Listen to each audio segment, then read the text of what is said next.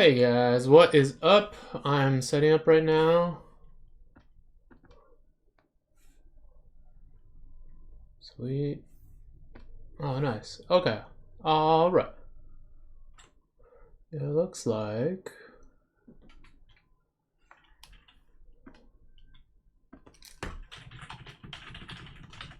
Hey, Mr. Miguel.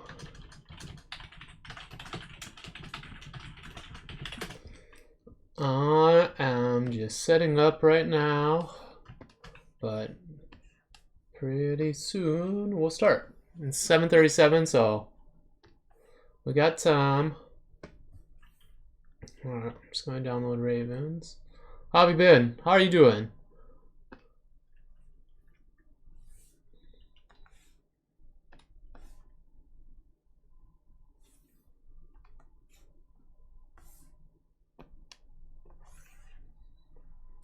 Put that up there like that.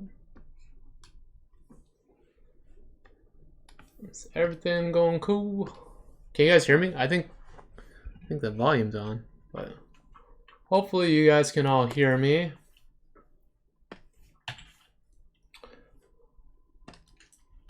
Crunch time at school. Oh shit. What school?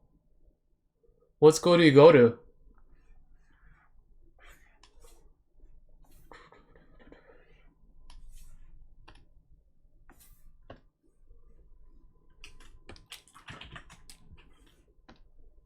Do you go to an art school?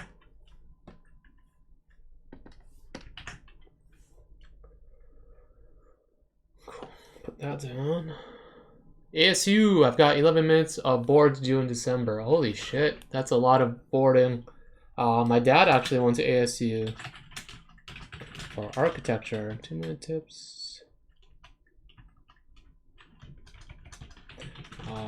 Hopefully it's not too hot out there right now. Episode 30. Perspective.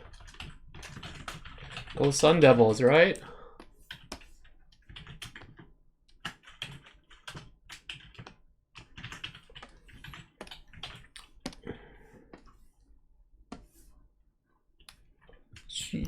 Not what I wanted. Again, shortly.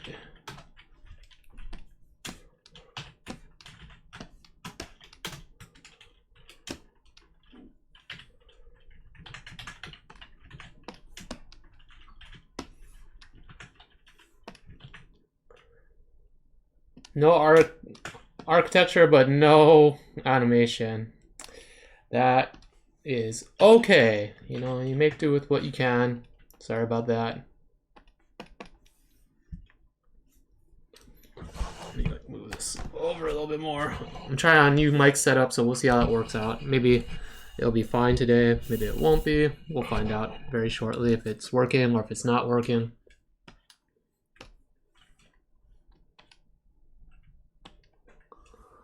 It's cooling down. How's it in California? Things in California are not bad. It's not particularly super cold yet. It's about maybe like 80 something during the day. At night it gets pretty cold, but it's nothing bad. Like, if anyone tells you it's bad, they're lying. It's not. It gets a lot colder, so for now things are good. Okay, I think I'm going to get a little bit of food because I'm starving. We'll start in about 20 minutes and I'll be back. So chill out for a little bit.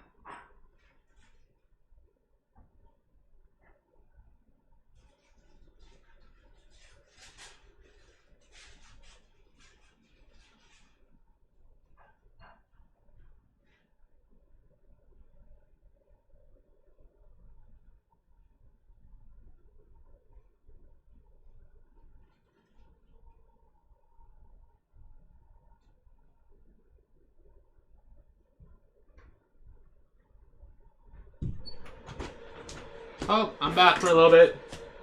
And then I'm leaving again. Making noodles.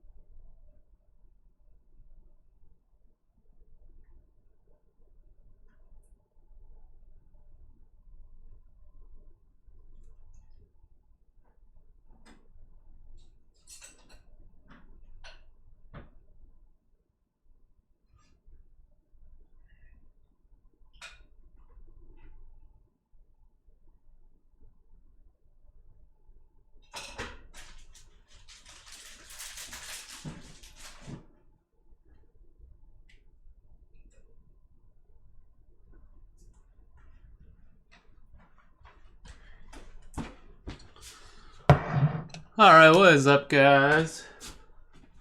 Oh, where is it?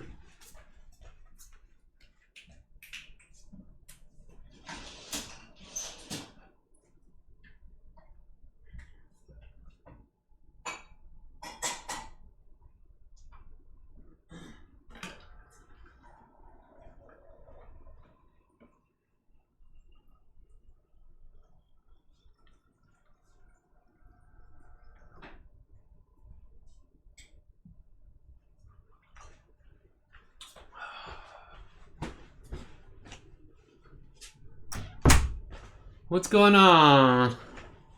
Good architect calling down. How's it, California?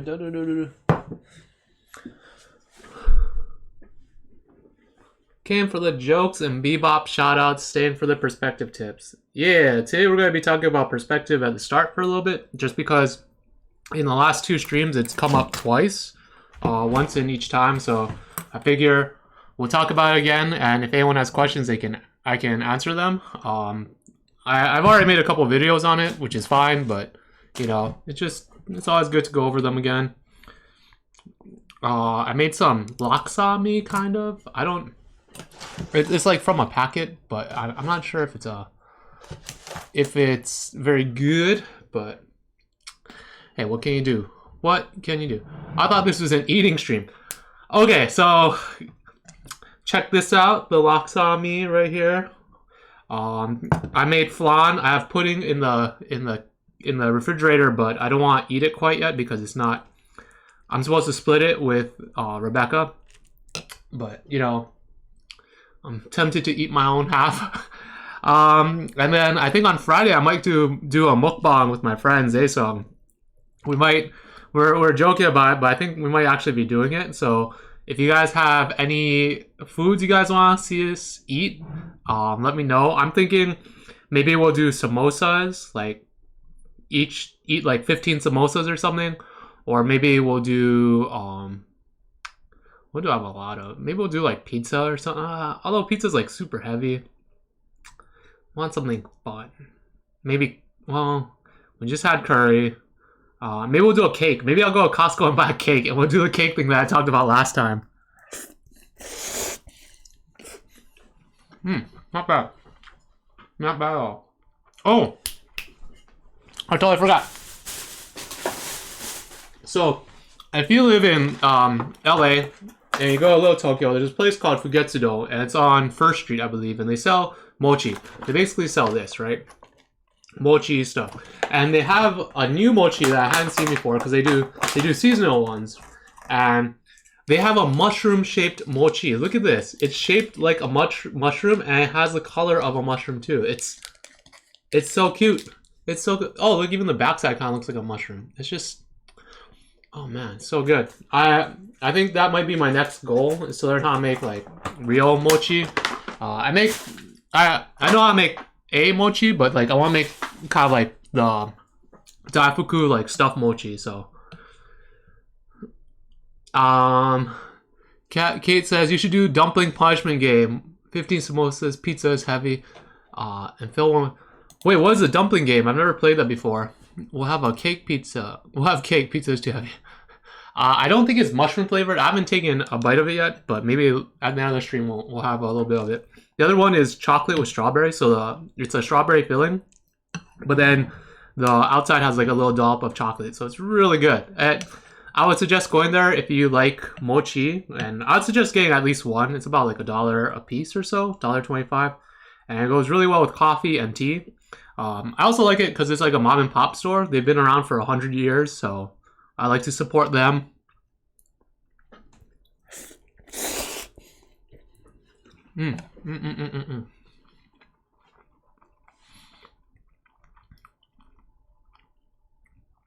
Oh man. Okay, so Katrin says you have like gyoza and you fill most of them with normal filling, but then you have one that's filled with wasabi, and you basically I assume it's like a type of risk game or like Russian roulette, where you do some type of competition, and then if you fail, you have to eat it. That sounds like a good idea. I don't have time to make dumplings, but that might be something fun to do.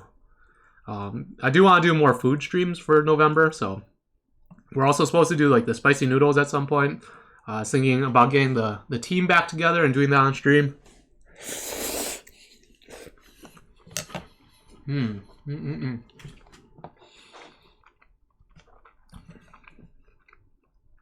If you guys have never, if you're also in LA or LA area, I would suggest going to Borneo. They do a really good laksa there. Laksa is like a Singaporean food. Let me see if I can find it. Yeah. It is so good. This place is amazing. When I first found out about it through Rebecca, I went there like 3 times in 1 week. This is the laksa. This thing. Let me switch over. This is the laksa. It is so good. It's like kind of like a curry noodle dish. Oh man, it's to die for. It's really good. The oxtail soup is really good. Their dry noodles are fine. Everything is just so tasty. But yeah, laksa is great. This is what it looks like. It's a little bit spicy, so if you can't handle spice, maybe get something different. But I would definitely get that. This is good. The chicken saute, the roti is good. That's the laksa. I don't know what that is. It might be Indomie, maybe. Their food is amazing. It's so good. If you like Southeast Asian food, like especially Singaporean or Indonesian, they have really good food there. Kevin says, I've been hitting ramen spots during the weekends. Honestly, kind of disappointed by a lot of the downtown ramen so far. Okay, so here are my tips about where to go for good ramen. My favorite place is still JokkekekKEkekek in Little Tokyo.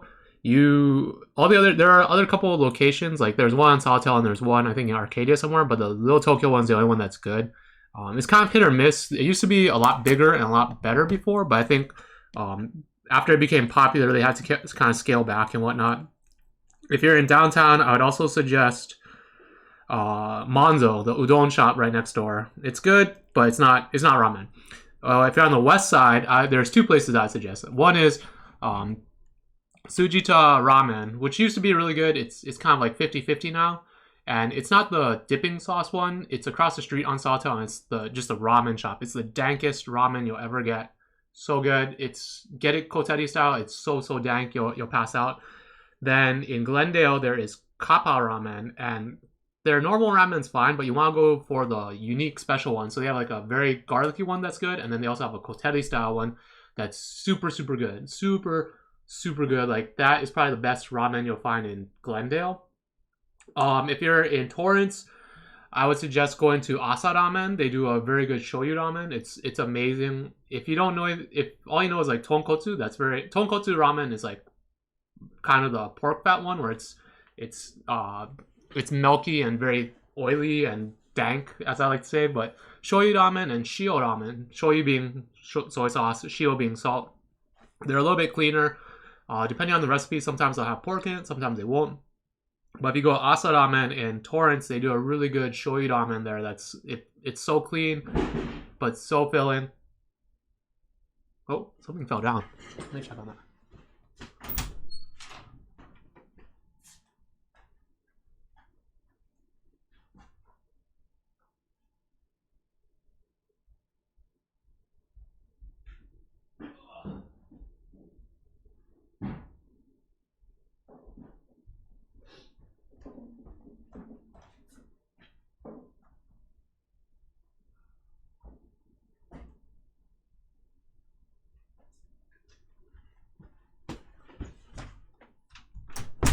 Sorry about that. I thought there was someone trying to rob us.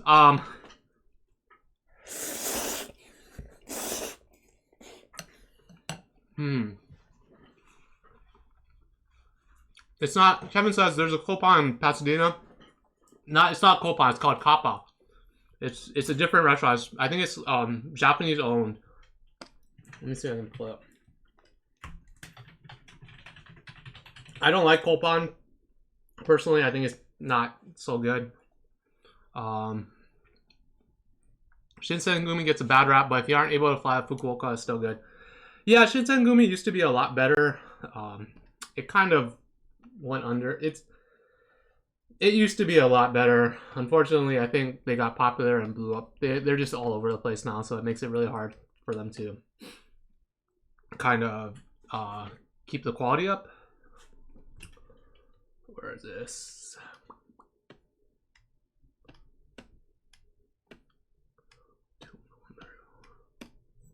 What else? There's another place in Little Tokyo that does shio ramen. What is it called? Oh, it's called Kanpai ramen. Wait, Kanpai? Is it really Kanpai ramen? Oh, it's Kanpai ramen that does the really good one in Glendale. That's the one you need to get like the special one. Yeah, the Kuro garlic ramen is really good, and they're like super dank one. I don't know what it's called, but if you go there, they'll have it. Glad to grab something to eat before coming here. Hello. Tsukimen. Tsukimen is fine. I think Tsujita is the only place that has it. The Glendale one's not bad, but I think the Sawtell one's better still.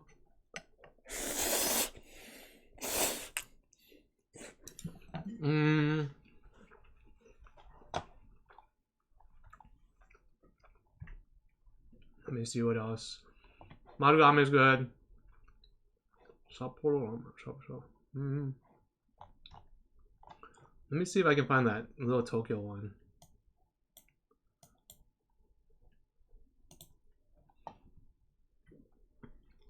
Kopan, but there's Suntoku is good. Only the one Gardena. And only one Rui is working there. Haha, you know your people. Benno used to be really good. They're okay. The size got a little bit smaller, so I'm not a big fan of that. Oh, Raka ramen. That one is good. They have a good shio and shoyu ramen. It's very clean. This is the pearl salt is really good. If you don't like tonkotsu because it's too fatty, they have really good like alternative ones, like the shoyu one and the shio one are really good. Also, be careful; it's really hot when you eat it, so don't burn your mouth like I did, like a dummy.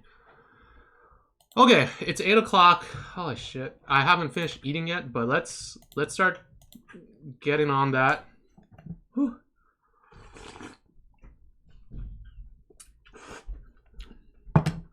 Today we're going to be talking about perspective for a little bit on the start, and then we'll go into storyboards. If anyone has storyboards, put them up. I think Rayven is the only one that has put something up in the storyboard folder so far. So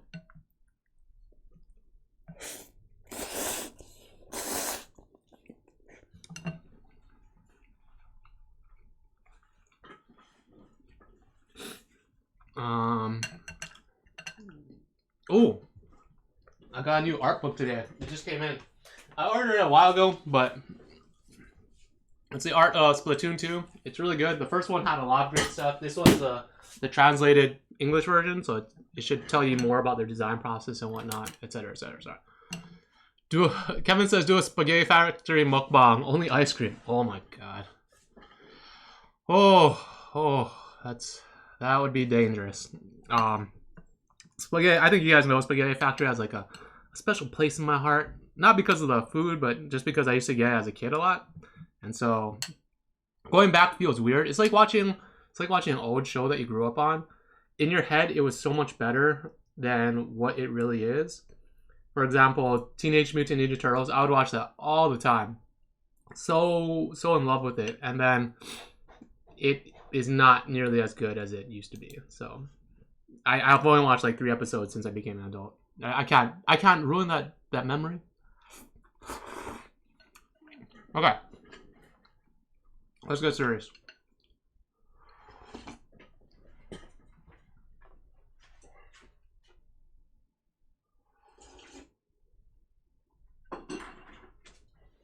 Alright.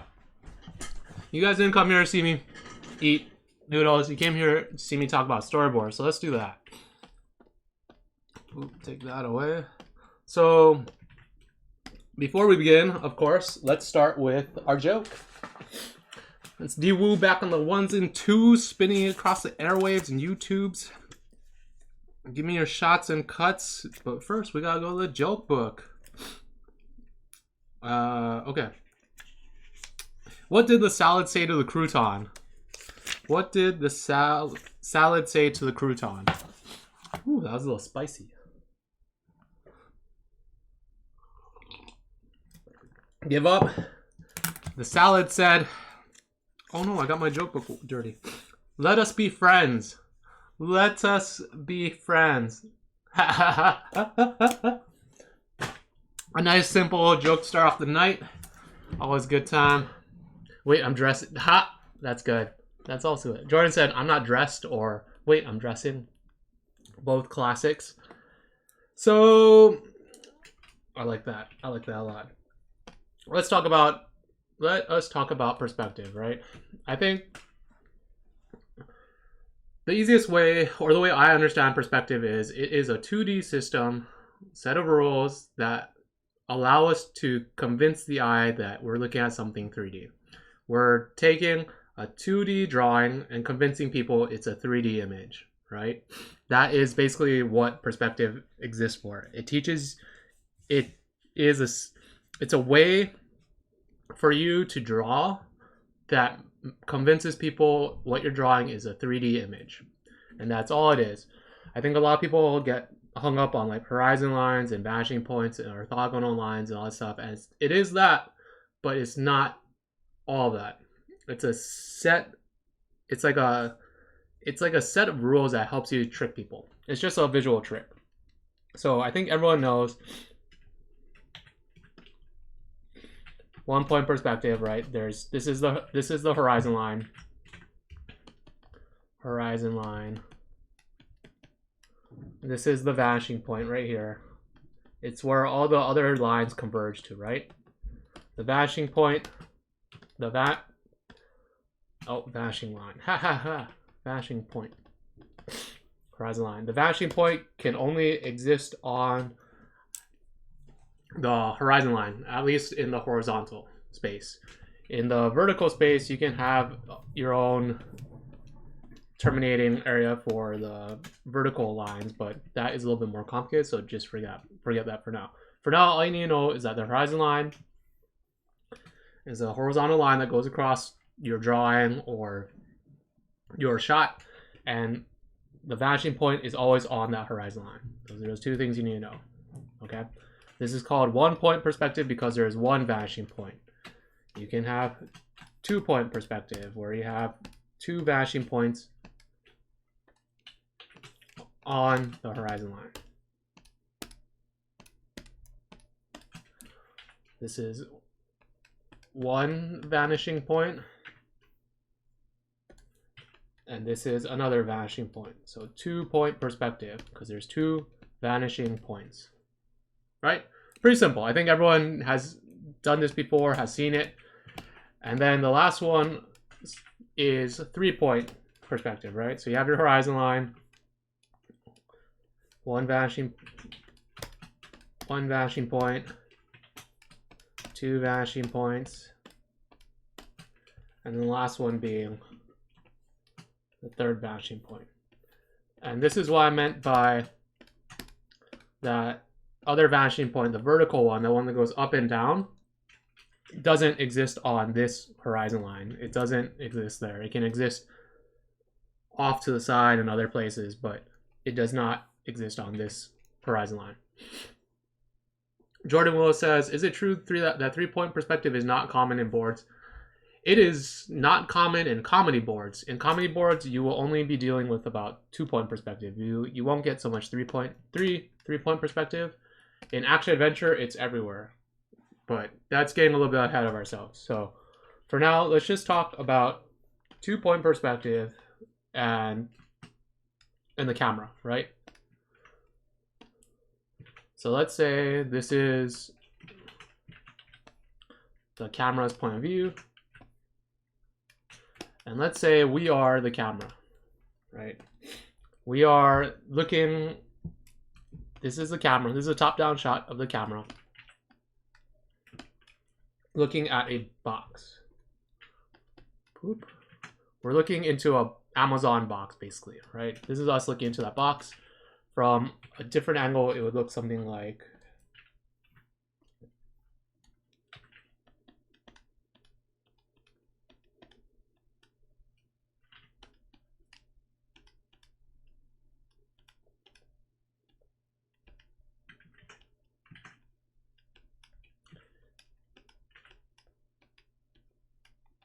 right? So the camera is looking into this thing.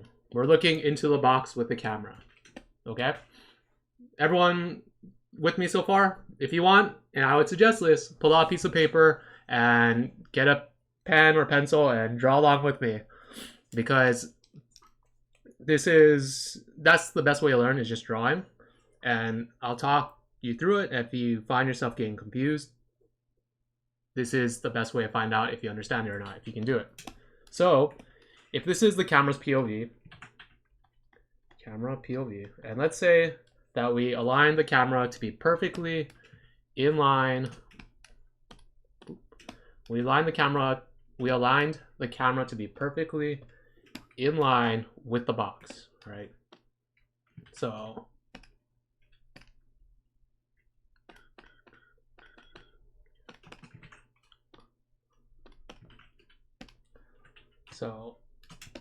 I'll use the red line for the camera's POV. Basically, the camera will always have, when looking through a camera, you always have like this kind of, the grid lines will all come out of it basically like that, right? That's kind of the camera POV. And when we align it perfectly with the box, so that it's completely flat and in line with it, that also just happens to be also in line with the vanishing points of the box, right? So the vanishing points of the sides of the box match up with the center of the camera. Since we line the camera up perfectly with the center of the box, the vanishing point and the center of the box, the middle of the camera and the vanishing point of the box are the same spot. Does that make sense? We line the camera up to the center of the box, so the vanishing point of the box and the center of the camera are the exact same. That's why the sides of the box terminate right here at the center. Does that make sense for everyone? Again, like I said, if you have any questions, just post it up in the chat. So we are looking at the inside of the box right now, right? And let's say that's good and all, but how does this apply to boards?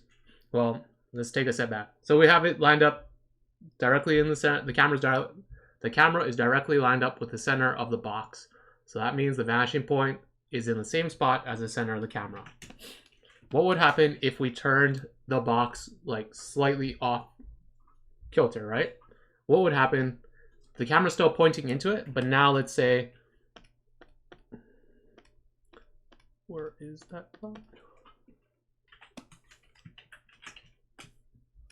Let's say we turn the box slightly to the left. So now it's like that a little bit. If we look at this,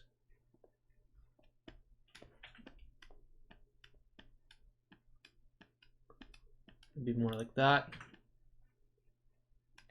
right? What do you think changes when you tilt it to the side a little bit like that?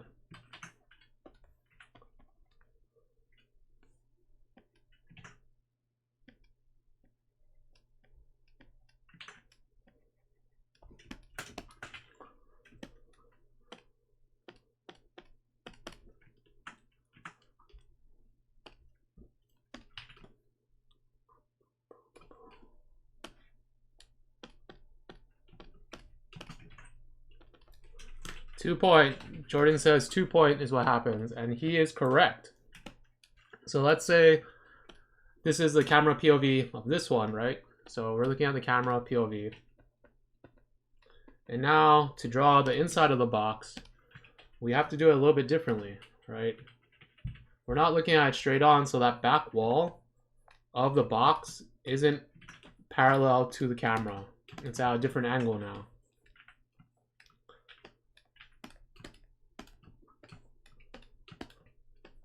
Right? It would look something like that. Do you see the difference between this one and this one? This one's like a flat square, and this one is like a square at an angle, right? And what you do is you draw out the lines like this. Hey, Kylie, right? And you'll find the vanishing point somewhere off, way on this side over here, on the horizon line because the vanishing point always lands on the horizon line. So if you were to follow these lines all the way out to the end over there, it would land on the horizon line. Where they intersect would land on the horizon line, right? And then similarly, you would have to kind of like figure out the other side of this. So this is the back wall. You would have to kind of figure out this side, right? You would have to figure out where the box looks like on that side. And you can kind of make it up. There's no specific formula unless you know the exact angle of how much you turned it. So in this instance, we'll just kind of make it up for this scenario. So let us get a different color. Let me use, I don't want to mix things up too much. That's right, like it'd go like that or something, right? And just do it closer.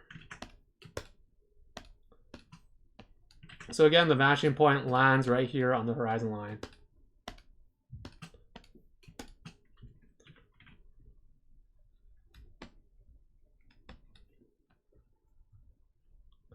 Like this. So I'm just cleaning it up right now.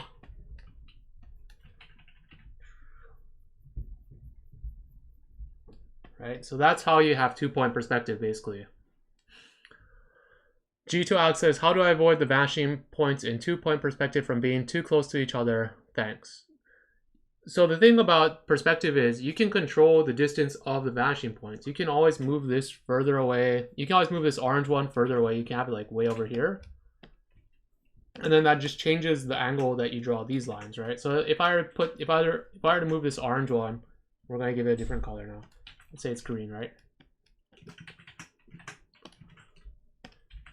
So I initially drew this orange one like this, right? But let's say I want to show more of this orange wall. So what I would do is I would move the vanishing point out further. I'd move it out here, like this, right?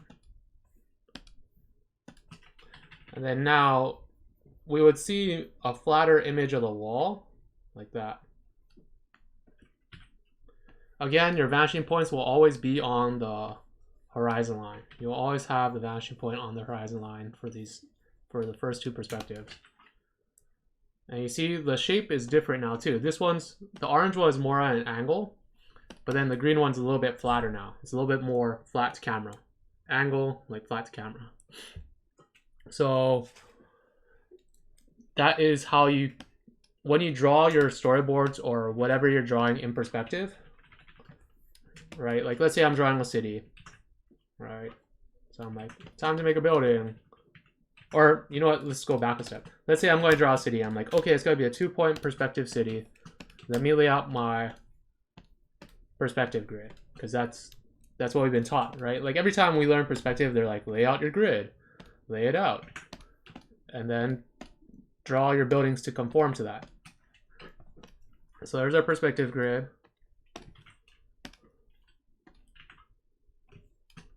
And then you do that. But you're looking at your buildings that you're drawing and you're thinking to yourself, wait a minute, the buildings look too squarish. Like I want a flatter shot, or I want to see more of a face. You know, I want to see more of this side. I want to see this more directly on, like facing the camera. I don't want it at an angle. I want it like straight on or a little bit less than straight on.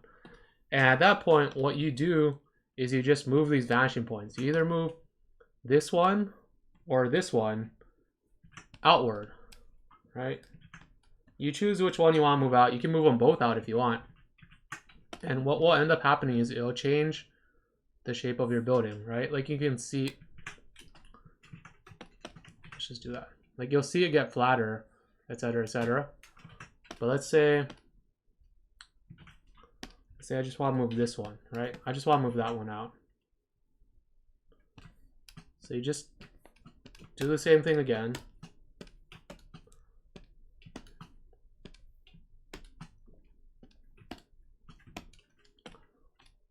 Let's turn that off.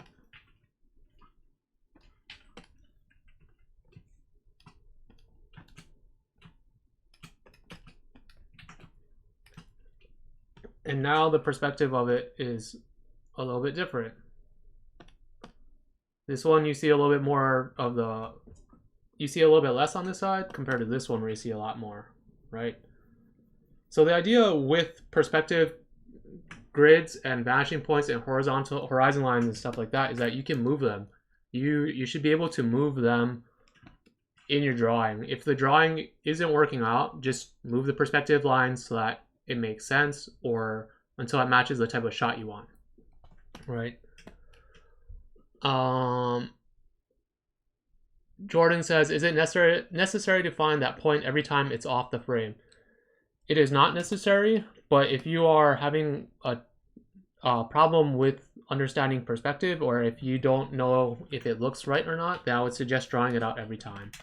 Photoshop makes it kind of hard to do that because you can't draw off screen, but in Storyboard Pro, the canvas is unlimited. So even though my frame for a storyboard panel might be like this, like literally this size, what I'll end up doing with perspective lines is I'll draw them way out here. Like I'll have them go way outside of the canvas just to make sure that my perspective is correct. Over time, you won't have to do it as much because you'll just notice when things are off or when things don't look right. But when you start out, I would suggest drawing it, teaching your eye. It's kind of like getting your eye used to seeing what looks correct, what looks right, and what looks wrong.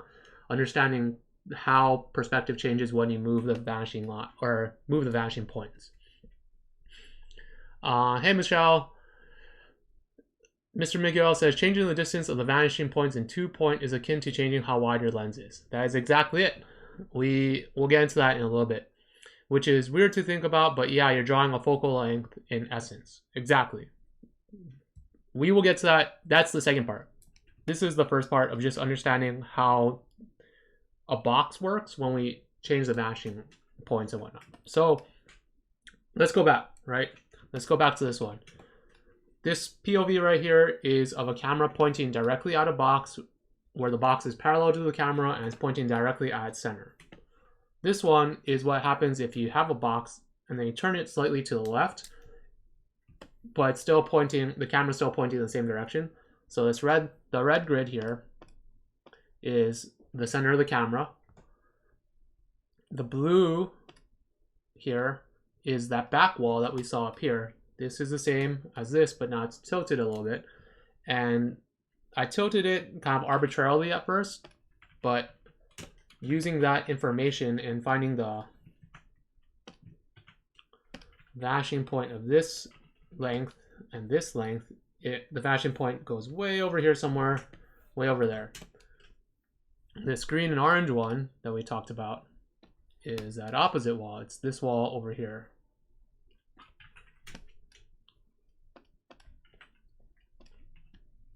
It's that wall right there, right? That's that orange one. And the same thing I did was I kind of arbitrarily took a point on the horizon line and I created a vanishing point out of it and then just drew it to create that back wall. But with this orange wall and finding this vanishing point here, it helps us to figure out how to draw this side of the wall now, right? Because this vanishing point goes like that. It connects outwards to all these things. So we can use this vanishing point to help us draw the second wall right here, which is a slightly different color. Right, so we're kind of looking through, the camera was kind of looking through the side of the box because I didn't exactly get the vanishing points correct, right? And we'll change that. So that is these two, this orange wall here, or this red wall here, and this orange one on this side, both terminate at the same vanishing point over here. And in space, even though it doesn't look like it right now, they're parallel to each other, right? Because it's a box and we know each side is parallel to the opposite side, it's like this, and then they converge at a vanishing point in the distance. So to get to your point that Jordan asked earlier, about, oh no, not Jordan, G2 Alex asked where the vanishing point is too close. In this example here, it's the vanishing point is too close. This one is too close because we are now, the camera is now trying to see through the side of the box, when in our illustration, it doesn't have to do that. So we need to move the vanishing point so that we can see clearly into the box and not have to look through this red side. So let's do that again. Let's try to actually draw this. We'll try to draw this correctly in perspective. So if this is the horizon line,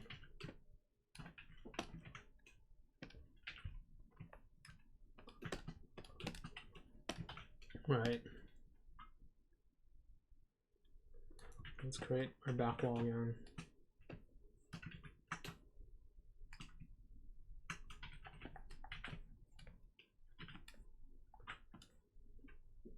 So now in this scenario, because I need to find this side, this red wall side here,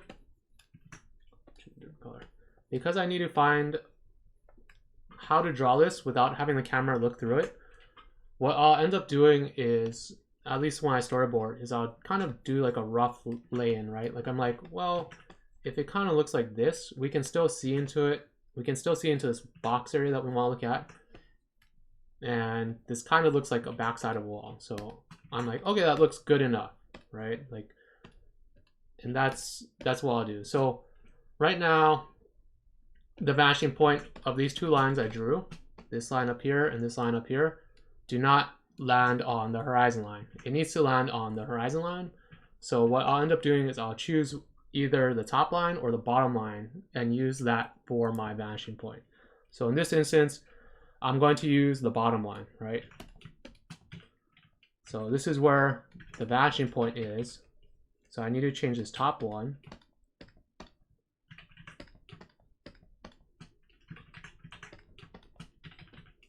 Okay. Does that make sense why I changed the top line versus the bottom line? It's just personal preference, basically. I thought the bottom line looked better, so I just used that. And I had to change the top one because the vanishing point has to be on the horizon line. It has to be there. So now that we know the vanishing point is here, we can construct the other side of the box now. We can construct this orange side of the box. All right, so I take that vanishing point and I extend it outwards from there. Oop. And now we have the orange side.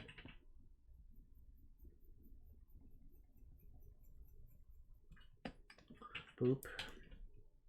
And the same thing that I did with the red side, I'm going to do with the back side now. So basically like that.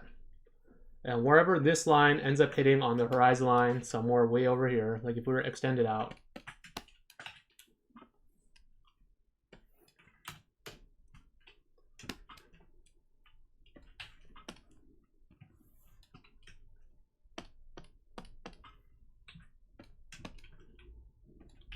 we're going to extend this all the way out like that. It crosses the horizon line right there. Like that. So now we know how to draw that back side of the wall properly.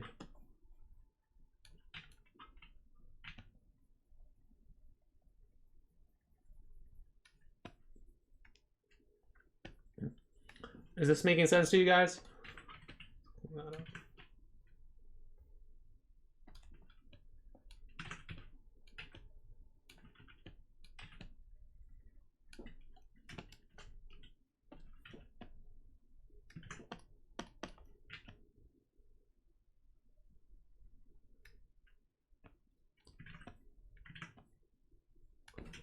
So this is how you use kind of perspective for storyboarding.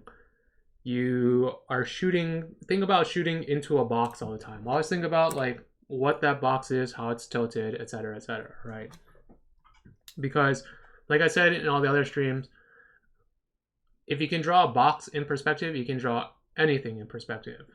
Literally anything you want. So let's take this box now. We're going to take this box because I think it's a really well-drawn box. I love drawing boxes. And we're going to add a person inside of it, right? And we want this person to be facing perfectly to that blue wall. We want him to be facing directly at that blue wall. And so how would we do that? How would we put a person in this room and have him look like he's in the space and looking directly at that blue wall? The Jordan Willis says box method applies to exterior environments. It applies to everything, right? Like if you wanted to take this back to our other metaphor with the city,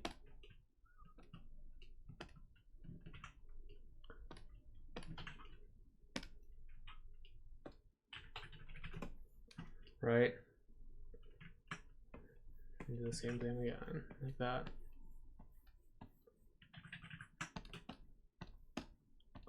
This is like, specifically, this is how you do it for cities. You just create your grid lines, and then you just draw your buildings to that, right?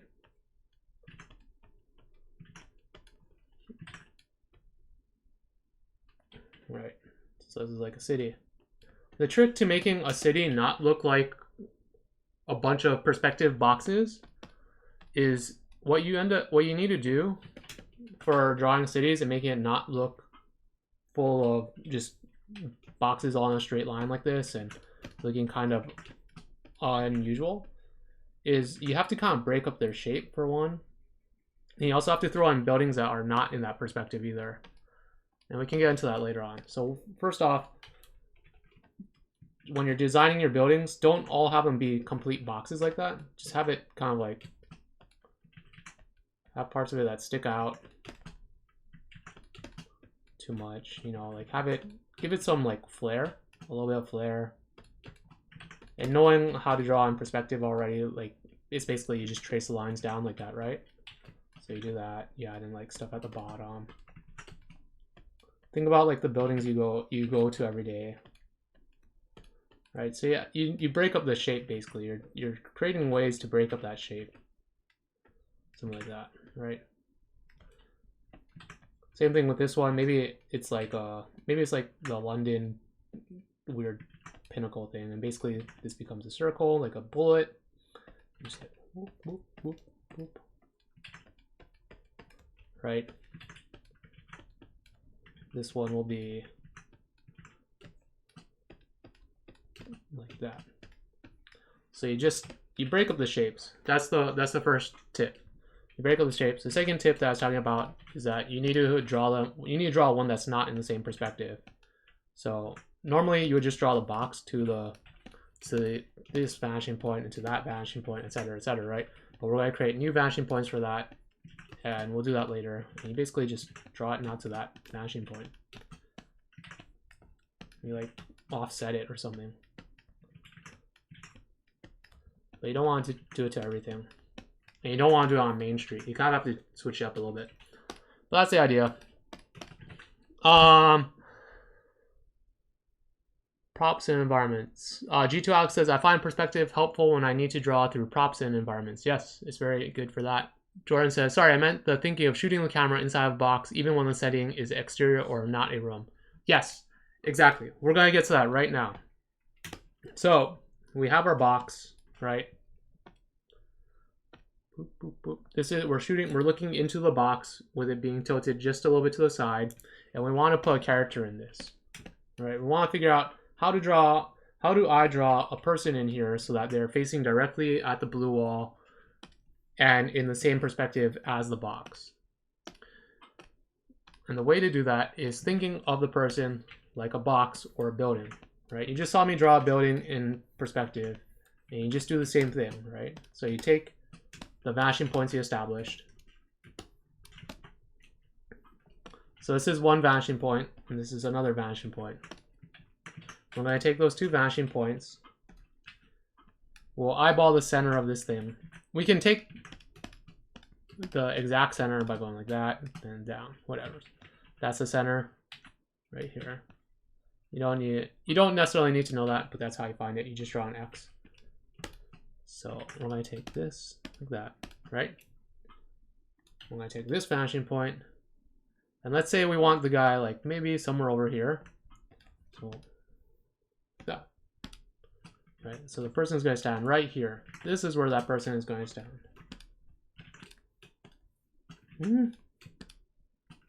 Missed. There. Okay. And just like a building, you just bring up your vertical lines like that. And to find this top edge of the box, you just figure out how high you want this to go up here, like that.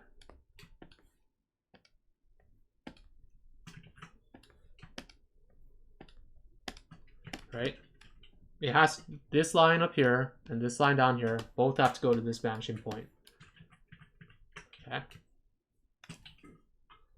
And then now to find this line on this side and this line on that side, you go to the red one. You go to this vanishing point. Right? And then you just put down your lines or whatever. Right, so now we basically have another box in a box, right? We got a box in a box in a box. I heard you guys like boxes. What's in the box? We just got more boxes on boxes on box. We got stacks on stacks here. We just call us Amazon Prime because we deliver. We're delivering on this box promises, right? So let's just erase that. We just have a box in here now, right? It's like a skyscraper. It's like drawing a bunch of tiny buildings, basically, in perspective. But instead of drawing buildings, what we're going to do is we're going to draw a human, which is basically a box.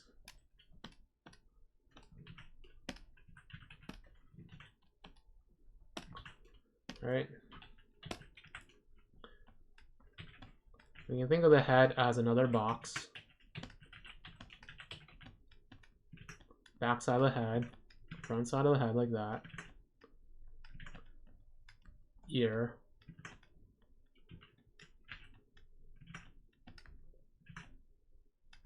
Right? We're looking at the back side of his head right now. Boop. Let's move it over like that a little bit. Boxman. Yeah, it's the Boxman. Boop. That's like its rib cage. And this is a very simplified form of it because the rib cage doesn't just go straight up and down, it's actually tilted. Right? The rib cage looking from the side is actually tilted a little bit like that, and the pelvis is tilted down like that. Right?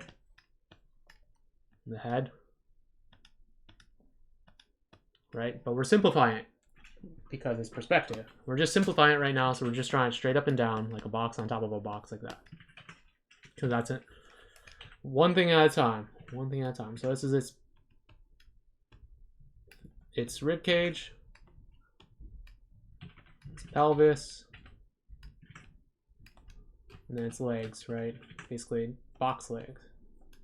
And if you really wanted to find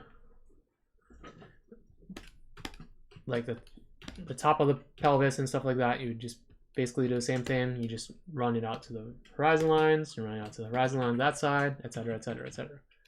Right?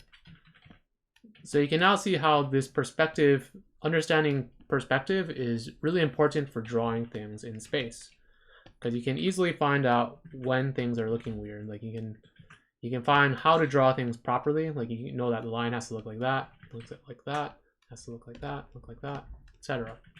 Right?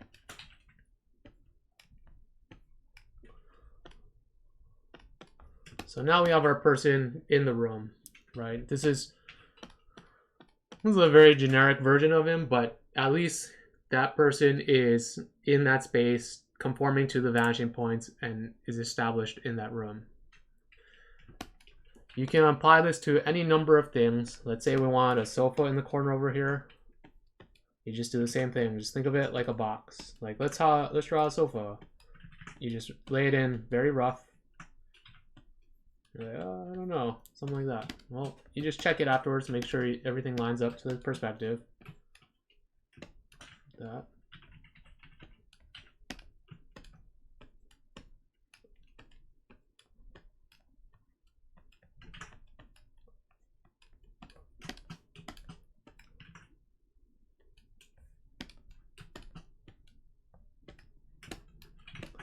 Let's make sure the other lines are correct, because I'm kind of, oh my god, Photoshop, stop doing that. I'm kind of eyeballing it right now. So the bottom of the sofa should look something a little bit more like this instead, right? Something a little bit more like that. Thanks, Kenny. Like that, right?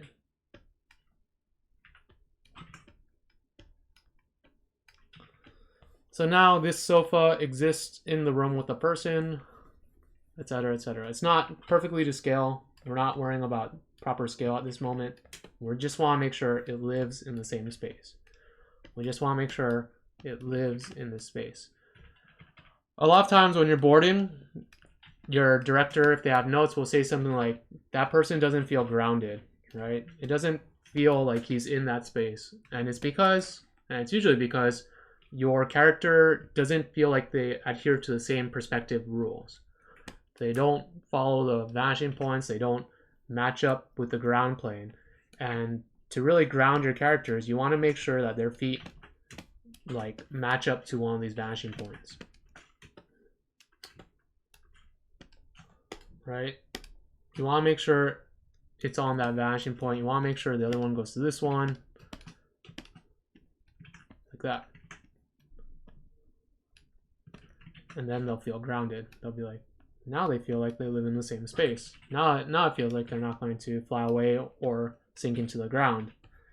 Sinking into the ground often happens because you're not drawing that person to the same perspective as the plane, as the rest of the room, right?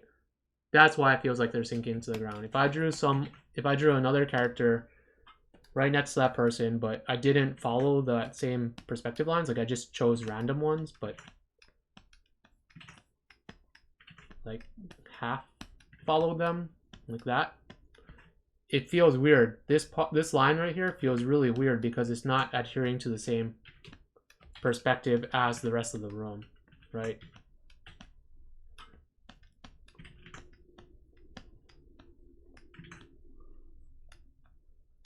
Like that person doesn't feel like they're in the same space. Even though some of it is kind of the same, it doesn't feel exactly right. It looks, especially when you look at the ground like this, it definitely feels like they're sinking into the floor, like they're dropping into it.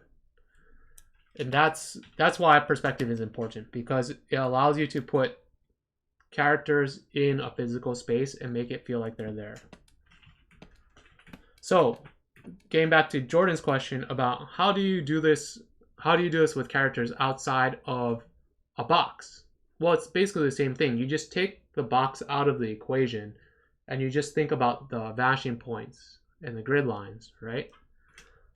If we get rid of the box and just leave the horizon line and the vanishing points, it still works.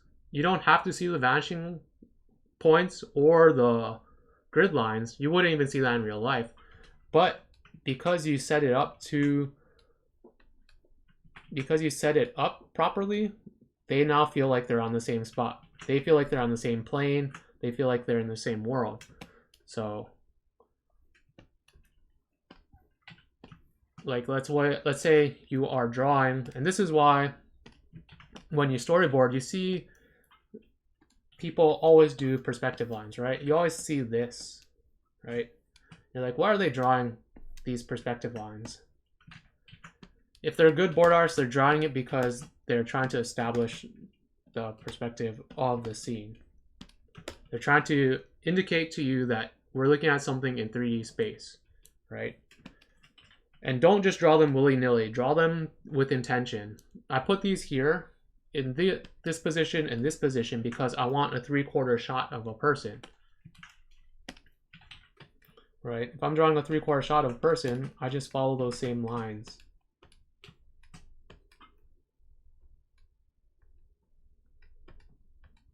Right? Even the eye line will follow that. Will even follow to the vanishing point because our eyes are like parallel to the top of our head and the bottom of our head. Because we're a cube. Our heads are basically cubes, right? That's why they draw that like that. That's why they draw it like that. The top of the head will go to this part right here. That. Does this make sense to you guys? This is, the box metaphor was just so that you can see how the perspective lines work without a box now. I was Mr. Miyagi, you guys. Right, so here's the bottom of the rib cage, like that.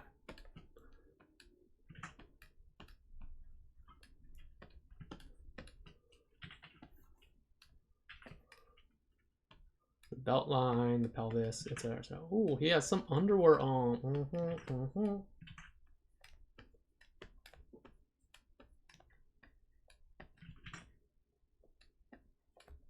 Right?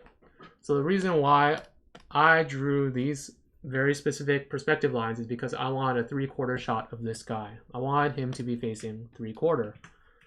Let's say you wanted to have him a little bit more toward camera. That's where you start sliding your perspective lines around, right? Like if I want him to face a little bit more toward camera, but still have him, you still want the character to have a little bit of dimension, then we're going to move this perspective, this vanishing point out a little bit more, right?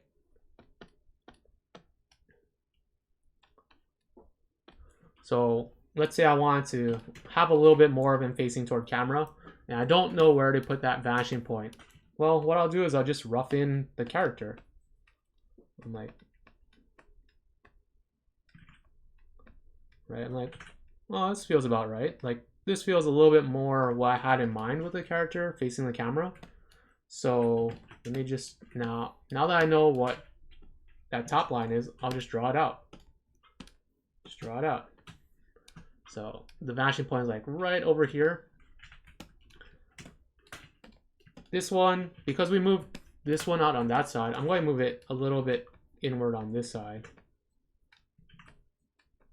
Otherwise, if I didn't move this one in here, he would just seem very wide. He'd seem like a very fat person, like his sides are sticking out. So I just need to move it in a little bit so that it feels more natural, right? In the same way that when you're looking at a box like this, when we're turning it, you have to, if one vanishing point moves out to one side, the other one has to come in, right? Think about it like a box. So this one comes in a little bit, the other one moves out.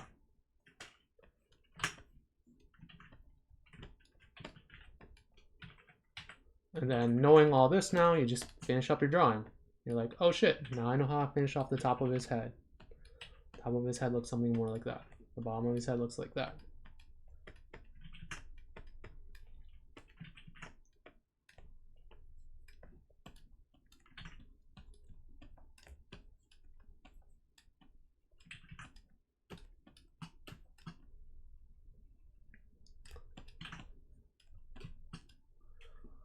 And so now you have the character looking 3/4, and now more a little bit more face fronting, right?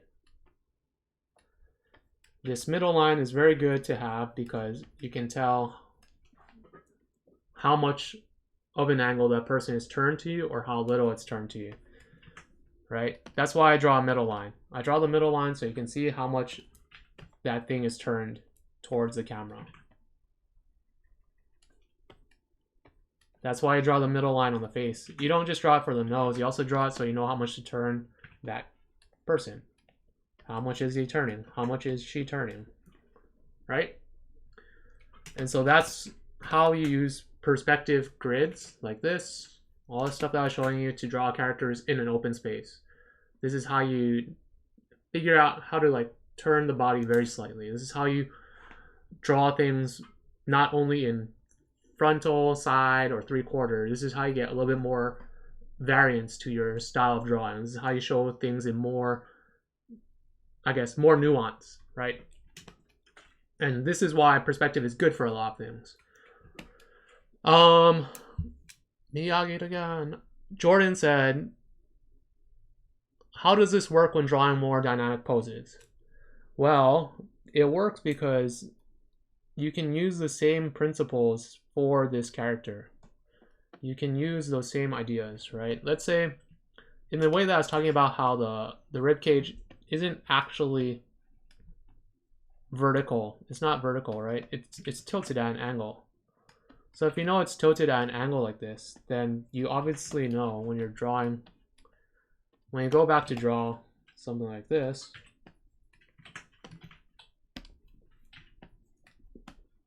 right? You need to show a little bit more of that bottom box, right? It's a little bit tilted now. You know that this line will converge up something like that, converge like that. Same with the bottom here. You would see the top of the pelvis a little bit more. Pinching back like that.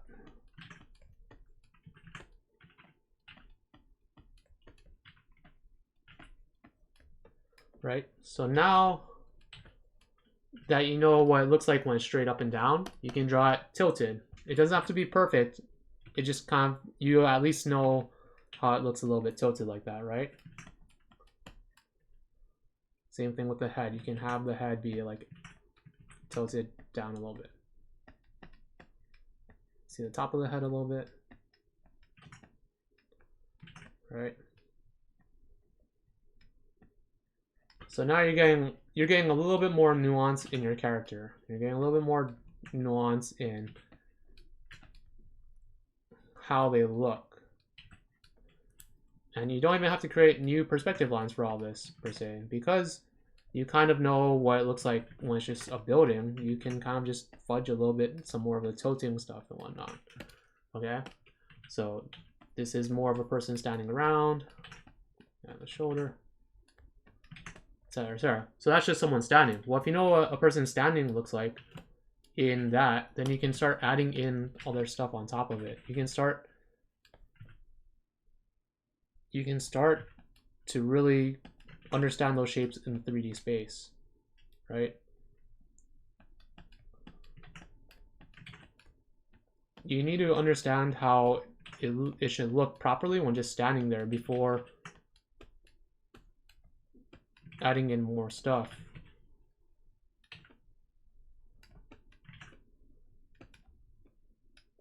Right, like I can still use some of those vanishing points and stuff if I wanted to. And I don't, if I was just standing there holding the sword straight up and down, it would be like the line would go out that perspective line over that vanishing point over here. But since I know he's not directly just holding it straight like that, he's going to be holding it at like an angle a little bit. We dip it down. We dip it down like that a little bit, right? We twist the body a little bit so that it's not necessarily following exactly to the same vanishing point, right? Same thing with this. Like if his pelvis was just straight and not moving, it would be following this one, right? But since it's not, we know it's tilted a little bit like that. Tilted like that, right? Pinches it over.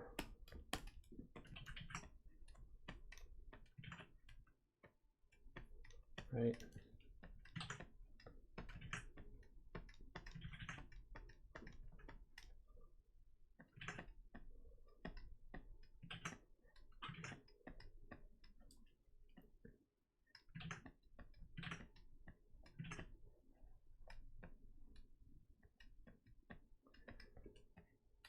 Right?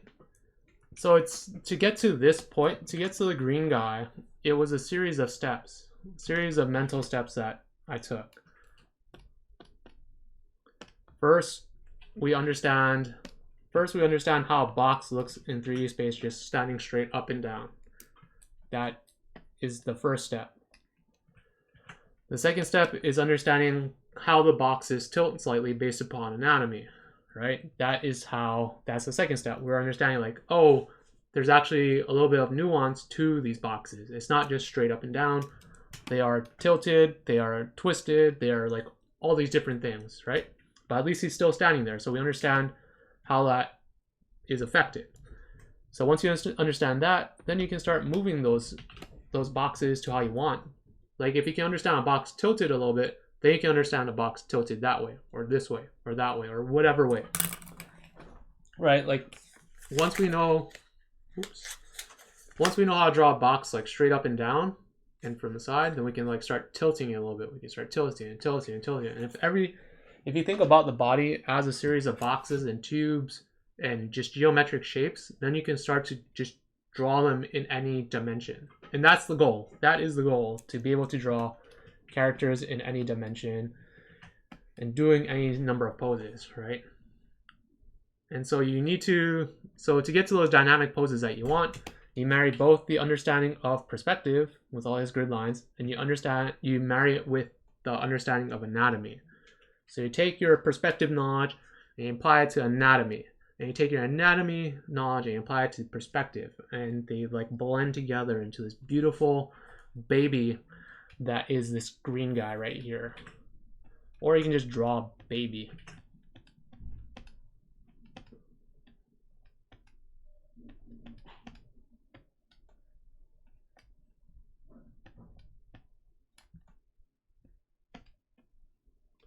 I'm a baby.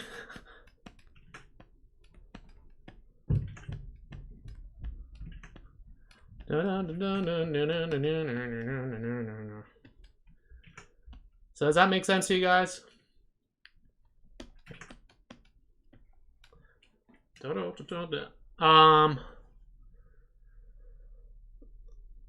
Ragtime baby. Hey, Matt, ragtime baby. So, just to reiterate before we start moving on, we started with the box metaphor because it's the easiest way to convey dimension, right? 6 planes, and you just tilt them and you do whatever you need to. So we go from straight on to sideways like this.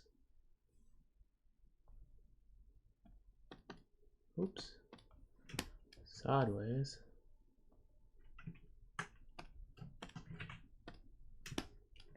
Then we changed it up so we could actually look into the box. Then we draw that person in the box. Then we drew the people in the box. Then we got rid of the box and just left the person there. And then we started tilting the boxes differently, right? So that's a step. Understanding the box, understanding how to turn the box a little bit, understanding how to put characters in the box, and then understanding how characters can be drawn as boxes, and then from there, how to tilt those boxes so it actually looks like a human. Caleb says, tips on practicing creating environments without getting overwhelmed by complexity. Trying to place my character drawings in space instead of just letting them float free. Okay, so all that we're talking about boxes, right? Boxes, boxes, boxes, boxes. Everyone loves boxes. What's in the box? They talk about it in the movie 7. They talk about it in box, box, box, box. Everyone. Even that game that came out recently, Death Stranding, it's all about boxes. You're delivering boxes. You're Amazon delivery. Boxes, boxes, boxes, boxes, right? But we're not drawing boxes. We're not making movies about boxes. We're making movies about people. We're making movies about things that are natural and just normal and whatnot. So how do I create an environment or something without being overwhelmed by the complexity? Just like every other person, I just do a thumbnail, right? Let's say, so turn off your perspective brain for a second and go back to your composition brain, right? Switch gears. We were talking about perspective and people. Let's go to composition, right? Let's draw like we want those thick layers, so we have foreground elements here, right? We want some thick foreground elements. Let's just say we're drawing a path. We gotta get those zigzags in, like Arthur said, right? This person here, and then maybe something like that, like he's going up a mountain or something, and then there's like a door. That's not cool. That's not cool. I'd rather have it be something cooler.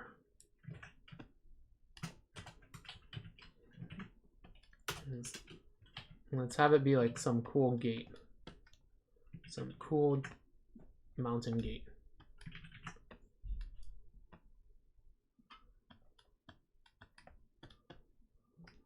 Right? So we're doing, this is just a rough thing, right? Right now we're just thinking about composition. We want thick layers. We want cool design, all this other stuff. We're not really thinking about perspective right now. We're just like, oh shit, we want it to look cool, so let's make it look flippin' cool, right? Maybe there's a giant person in the back here. It's Attack on Titan. Boop. Attack on Baby Titan. There's our hero. This is the door. Another person, right? So this is our rough layout. This is the rough layout for what we want. We don't really we're not really thinking about anything other than composition. We're not thinking about anything other than the shot itself. Okay? So now that you have that, we're going to switch our brains to perspective now, right? So the thing you want to figure out is how high is the camera compared to the scene you're looking at. So if I were to put a camera and move it up and down based upon this person, where would that be? And you can also tilt the camera. Don't forget, you can, let's say this is the ground plane, right? You can also tilt the camera down or up for up shots or down shots, right? But let's not try to think about that right now. Let's just say that the camera is parallel to the ground. It's something like this. And we're going, so this is our horizon line. We just kind of chose an arbitrary horizon line based upon what we drew. And we're going to use this path here. We're going to use one of these paths, or we can also use this gate. We can use a gate for it. We can use the bottom side of the gate. We can use this person if we wanted to, where he's standing like that, right? We can choose any number of places where we want to establish our vanishing point based upon something in our rough. So we can choose the bottom of his feet. We can choose the top of this gate, because all of these things are boxes, right? These are all boxes to us. Boxes, boxes. Even this person's a box, but I wouldn't really use that person as a reference. Even things on the ground can act as grid lines, right? These things could be grid lines, right? But since they're not going to the horizon line, we can't use that. So what I'm going to do is I'm going to just choose this one right here. I like this one. This one seems to work pretty well. So that's where we're going to establish one of our vanishing points. Vanishing points there.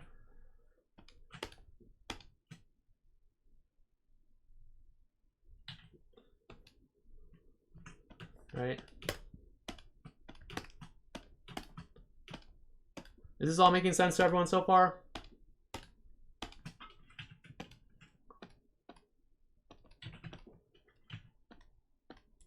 Border. Let me layer. Let me rough camera stuff, right? So that's one vanishing point. And then we need to find, so this is one, we need to find the second one. And for the second one, we'll just use the top of this tower gate thing, right? So we'll just put it out there. You draw out your horizon line like that. So that's the second vanishing point.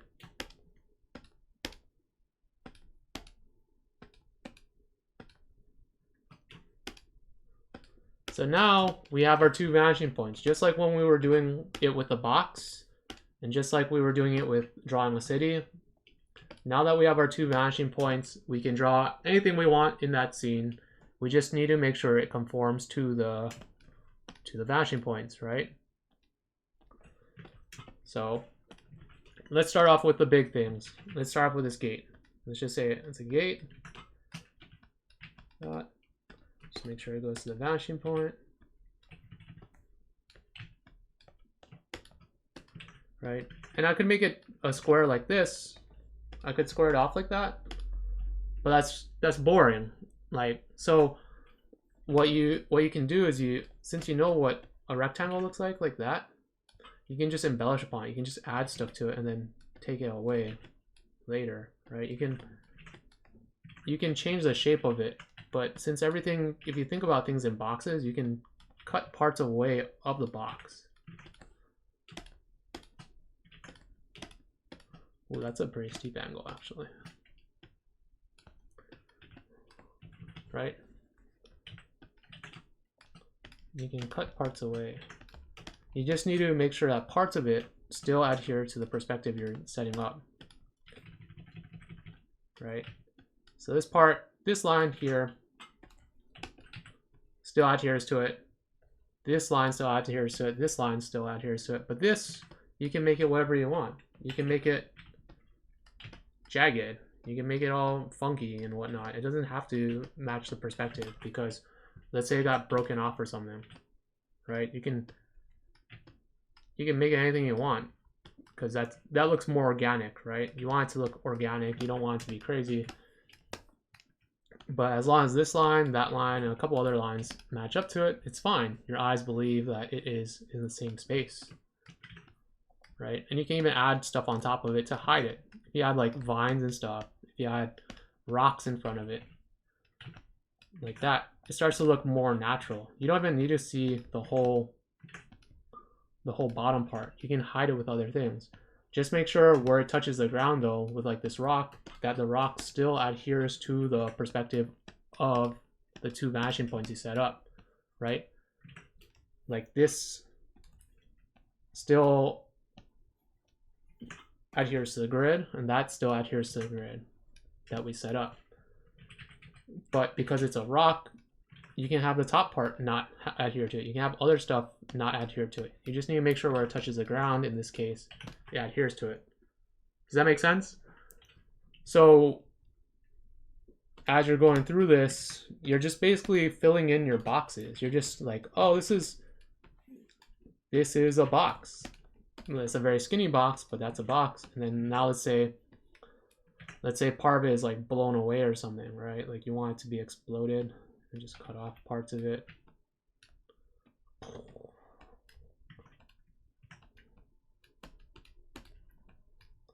Fell down like that. See, this inside part would adhere to this line over here like that, right?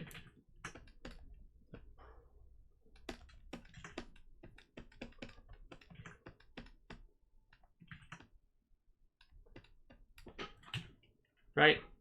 So it looks organic, but it's still part of the world and still grounded because you have all these little tiny indications of where the perspective is going, right? All this stuff still adheres to the perspective grid that you set up, and all this other stuff, this stuff, this stuff, this stuff is all organic fluff that you can hide, but you very specifically had all these other parts of it that do adhere to it, so it still stays grounded.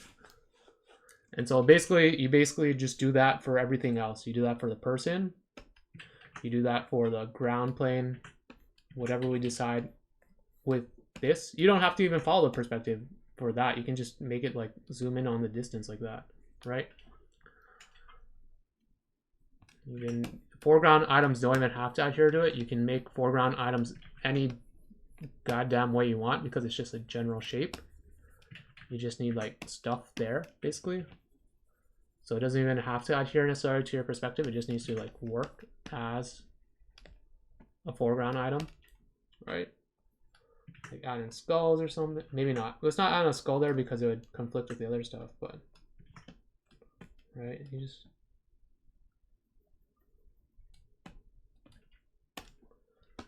right.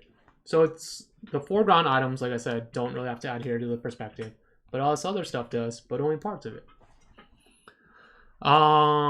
Caleb Carr says, wait, I missed some stuff. Looking rock time baby. Looks like the Finn dancing baby.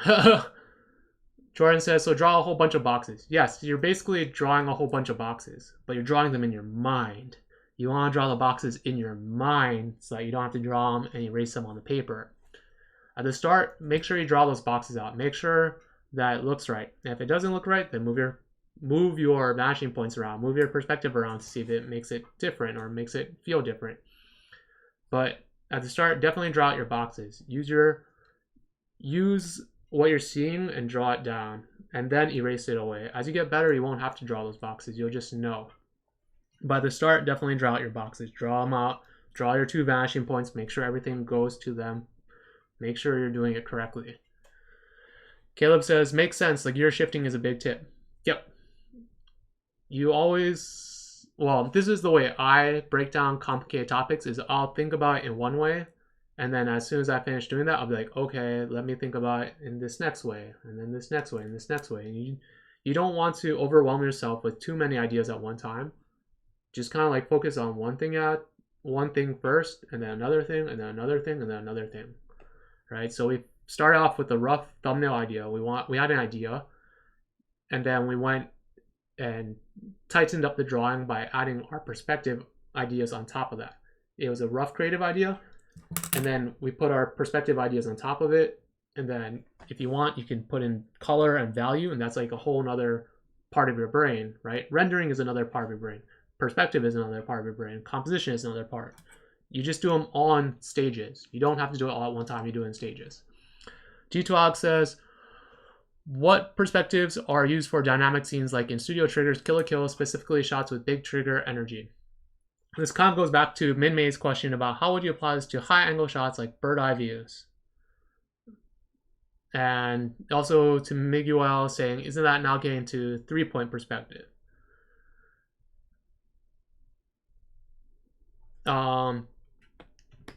We're going to go directly into 3-point perspective now. So this was all with the camera being parallel to the ground, completely parallel to the ground. We're not tilting the camera upwards or downward, right? We are focused. We're now going to go into these other ones where you want an upshot or downshot, right? So let's talk about that now. Mr. Miguel says, I like that the foundation is, does this look appealing, and not what the perspective here does. Yeah, at least for storyboarding and for designing stuff, you want to make sure it looks good first, like conceptually, and then you go back and tighten it up as you see fit, right? Like if the shot isn't good or it doesn't look good, then you're wasting your time trying to conform the perspective to it. You can always do the shot first and then make the perspective work in that shot. You don't have to set up your perspective grid first. You can set up second, you can set up later. It's just a tool. It's just a tool that you can bend to your will. Okay, so let's get some of that big trigger energy. That big trigger energy. Where you have people standing like this, with their crotches in your face, doing poses to the sky where they're pointing to the heavens because they're digging. And like a spiral, you dig upwards. Because I am Shimon the Digger.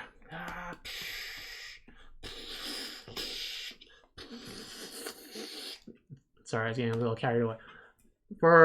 So everything we talked about up until this point is 2-point perspective. Right? We have our horizon line. We have 1 point here. And then we have 1 point here somewhere. And now we want to add in a 3rd point vertically somewhere, right? So the idea with the 3-point perspective is if you look, how do I say this? Think about what, okay, let's take a step back. Everything we were talking about up until this point has been inside of a box. Well, if you start talking about vertical perspectives, it changes things. It makes it into a globe, right? Let's take out this, right? So things start to be like a globe at some point, right? That's one, and you would technically have one down here as well, going like this, right? If you go up far enough and try to establish your perspective lines everywhere, it becomes basically a giant globe, right? And this is getting super, super weird and super complicated, but eventually what will end up happening is if you go out far enough, you'll end up with basically something like this, right? And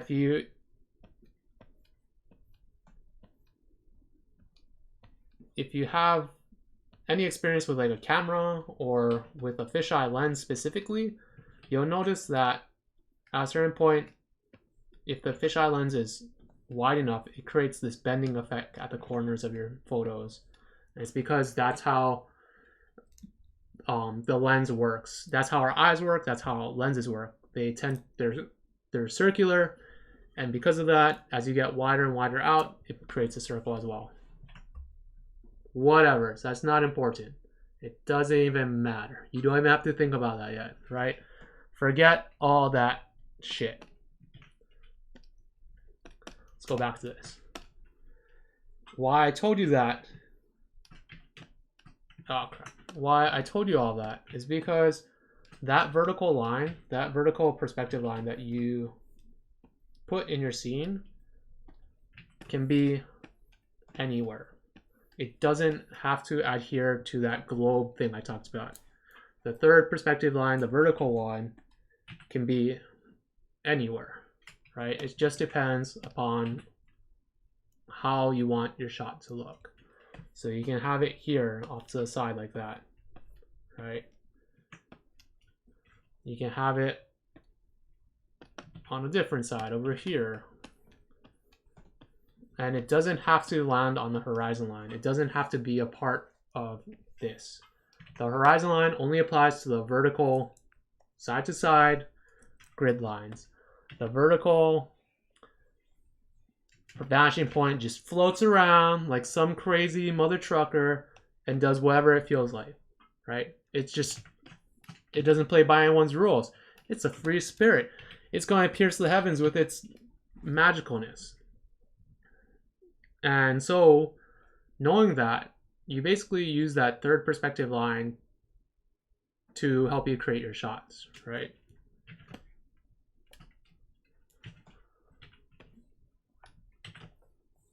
So if it's directly in the middle, and you have your character directly in the middle like that,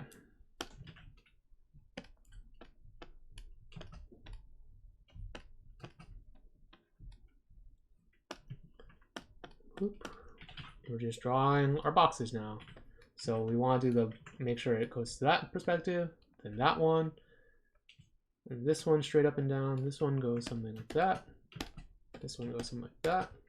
Okay, so now we have, like last time, we have this part mapped out correctly. We have this part mapped out correctly. Now we just need to figure out these lines, right? The vertical lines. We need to figure out how those vertical lines will look. And basically just do the same thing. We just go to the vertical vanishing point we established. Right, so it looks like that.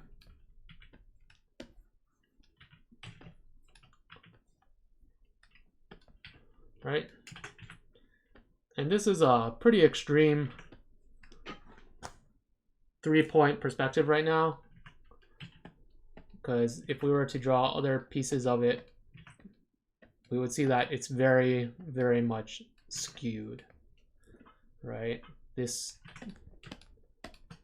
looks really weird, and that's because the angle we chose is too sharp. The vertical line, the vertical perspective we chose is too sharp. It's too close, so we need to like adjust it. So let's say we drew a line, we're trying to draw like an upshot or something, and we drew this, and we're like, damn it, this doesn't look good. It doesn't look like we had in mind. We don't want it to be like this. We want it to look a little bit more natural. We don't want it to be so sharp, right? We want to see some Gurren Lagann, not super crazy. We want a little bit more realism to it, right? So what we'll do now, copy all that and duplicate it.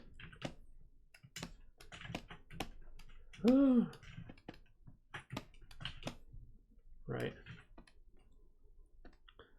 So that's the original. Let's take this green one, we'll bring it in. And so what we'll do is we'll just raise up the third vanishing point so it's not as sharp, it's not as steep, it's a little bit more in the shot, it's a little bit flatter. Right? So now when we draw the people in this scene, it's not as severe of an angle. It's a little bit flatter.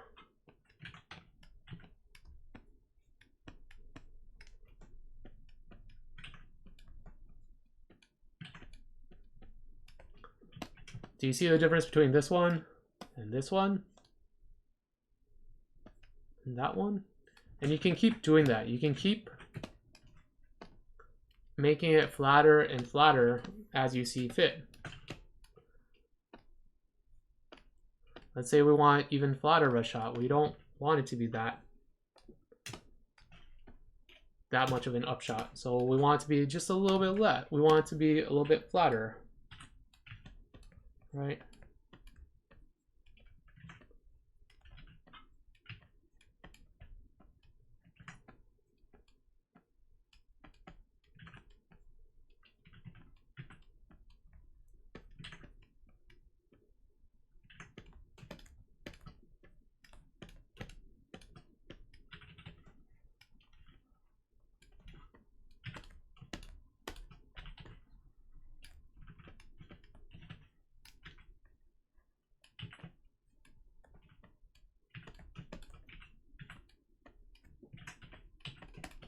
See, do you guys see the difference now?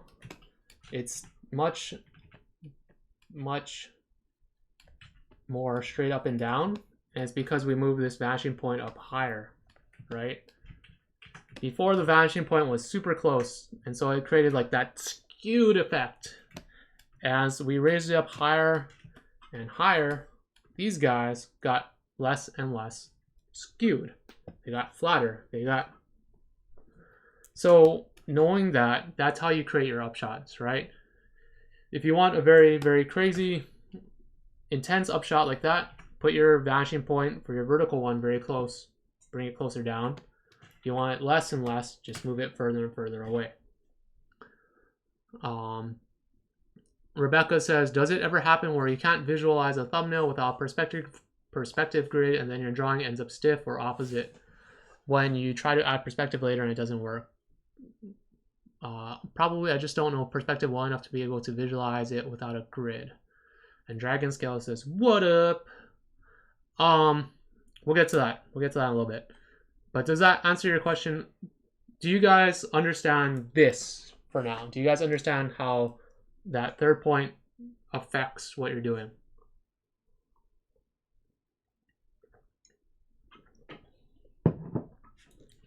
Right. So, like I said earlier, this perspective, at least in terms of storyboarding and shots, can float around wherever it wants. It doesn't have to be directly in the center like we drew it here, right? What if we want like a 3/4 upshot where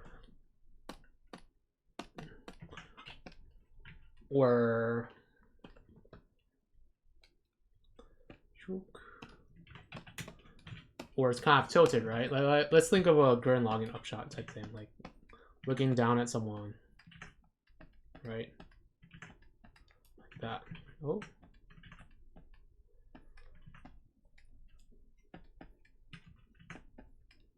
Right? So this is kind of like a rough layout or a rough thumbnail. It's the center. We're doing the same thing we did before. We're just roughing it out first. So it's kind of a rough.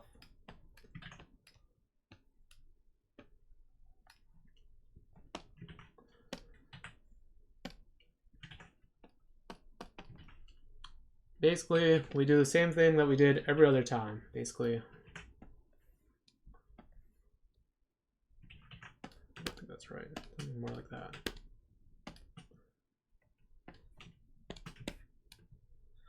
Let's just say the vanishing point is over here. We're going to eyeball that one a little bit.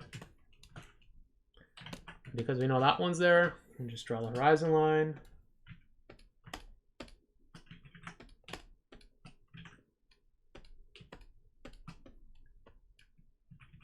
I think I didn't draw that top one right. I think it should be more like this.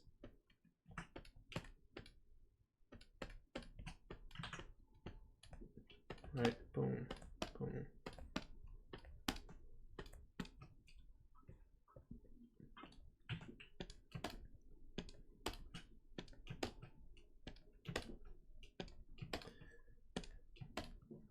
Okay, pop quiz, hot shots. Where do you think that third vertical vanishing point line goes? Where do you think that third vanishing point goes? We have one here. We have one here. Where does the third one go?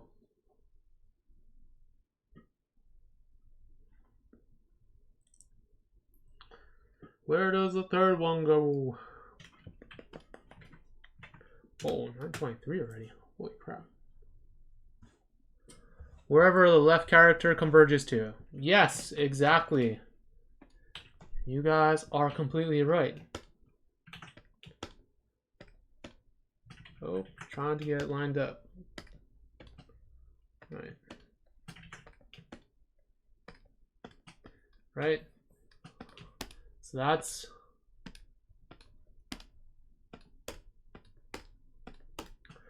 where the third vertical vanishing point goes. The third point goes, right? And unlike the other ones, where it was directly in the center of the shot, now it's off to the side of the shot, right? It's not even, this is the middle line of it. It's off to the side somewhere. And so that's what I mean by the third vanishing point can be anywhere you want. It depends upon like how you're shooting it. It depends on like what you want to get out of your shot.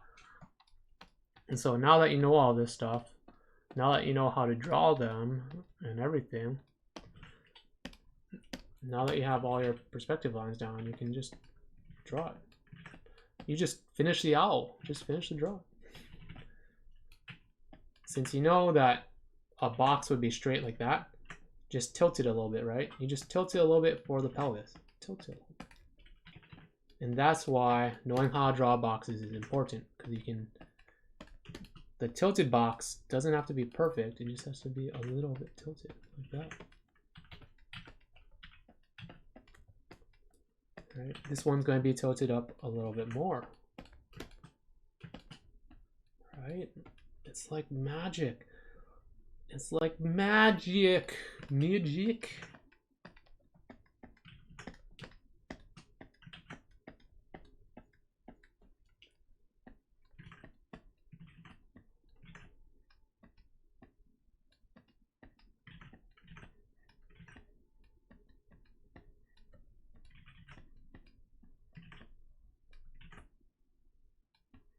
You might see a little bit on the top of their head. Like that. Oh, I cut off the top of his head.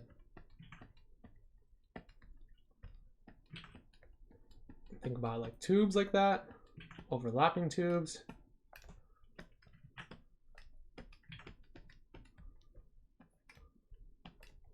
Think about the underwear, think about more tubes. Man, this is a very suggestive shot. I think his head might be a little bit too big. But there you go. That's how you construct a figure in 3D space with a 3-point perspective based upon everything we talked about before this, right? Like you just have to take it step by step by step by step. As long as you understand the concept of 1-point perspective, then you can get 2-point perspective. If you understand the concept of 2-point perspective, then you can draw things in that box. You can put things in that box afterwards in the same perspective. And then you get rid of the box. Then you just have things standing on a ground plane in perspective. And when you understand that, then you can add in the third perspective and use that to help you create even more depth, right? And once you understand all that perspective stuff, then you can start tweaking it a little bit so it looks natural. Like this here, you can start drawing people in that perspective. And this goes to the question of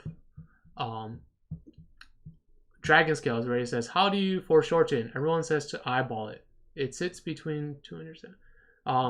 Yeah, what you do, knowing these things now, right? So it's partly eyeballing it, partly not eyeballing it.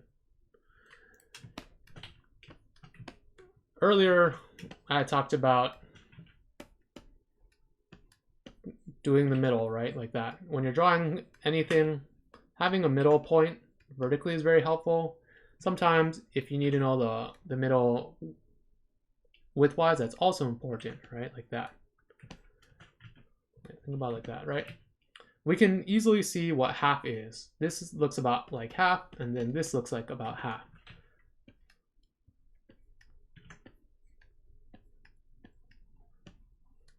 Right? If I start to tilt it, we can kind of understand that the half would be a little bit more on like that, right? Technically, this is still half and half, but we're just tilting it. We're just tilting it. We're tilting it. Tilting it, guys. Like that.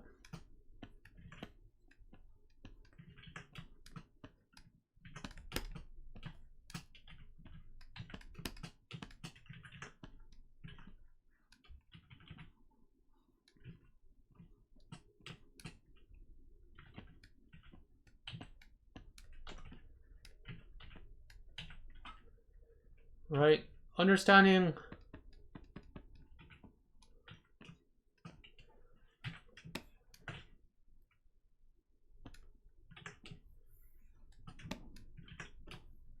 oh, I should have lined them up. That would have been so much better if I just lined them up. There you go. All right.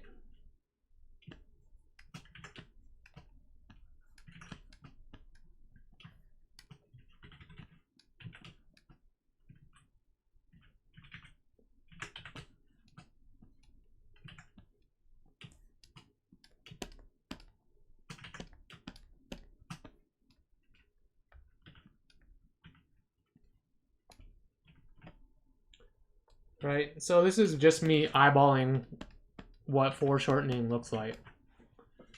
Oh, this one's too much.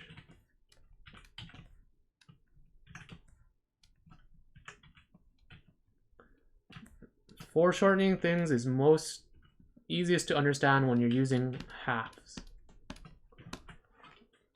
Right, so we start off with this 1/2, then we tilt it, then we tilt it, then we tilt it some more.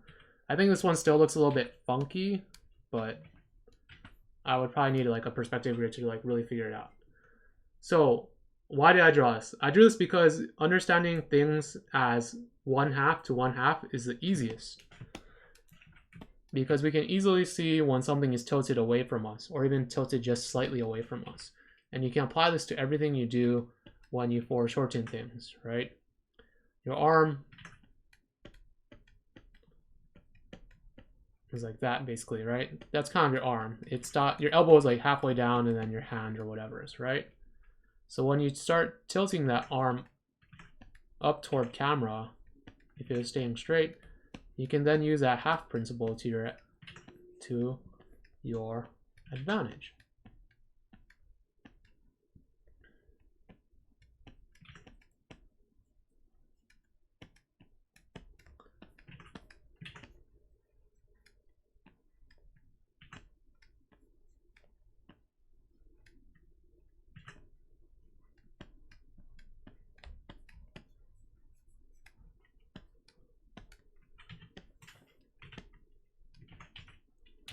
Right? This is basically this. This is basically that. That is that. Right? So you think if you can draw a box in perspective, you can draw anything in perspective. If you can bisect something in half pretty well, just rough, like a rough half to half, then you can draw anything in foreshortened perspective. It's a bunch of tricks, like mental tricks and also visual tricks that you do, where you take what you've already known and apply it to different things. Does that make sense? If you want to get really, really technical about it, then you would go back and draw all your perspective stuff, and then you just create boxes from that, right? Like if you want to get super, super technical about it, what you would do is then you'd be like, okay, this is the center point of his body, like that. It goes like that, that, and you basically figure it out using boxes. But you don't have time for all that, so just think about it in halves, and then think about everything else in your body as halves, right? There's a lot of good half points. Like the half point of a human body in terms of length is the bottom of their crotch. Halfway of the legs is the knees. Halfway of the arm is the elbow. The hand hits halfway down the leg. The head's halfway. There's a lot of halves in everything. Right? And that's how you draw things in perspective, basically. You think about what you know about the body. You think about it in terms of boxes, and then you apply those things. Right? So like, let's just take like the idea that we had earlier with like the half, right?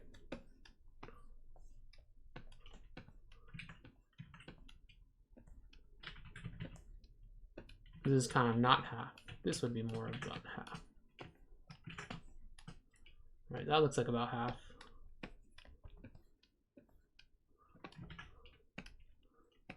And basically knowing this rough body half thing, everything.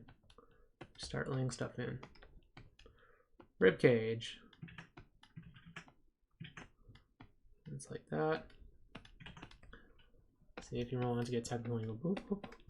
That, right? That would be the third perspective point.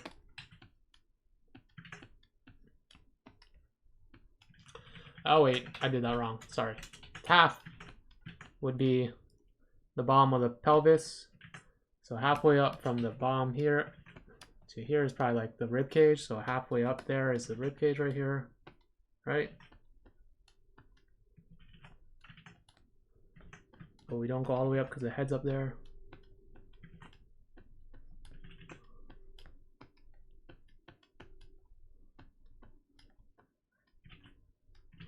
Maybe a little bit shorter.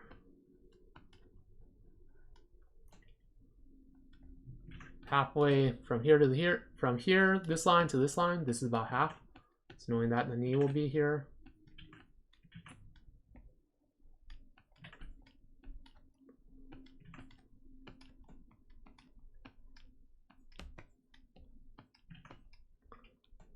Since the half of the hand hits halfway down the thigh, we know that the hand starts like that. Halfway from here to here is probably somewhere around there, so that's where the elbow is. Same thing on this side, right?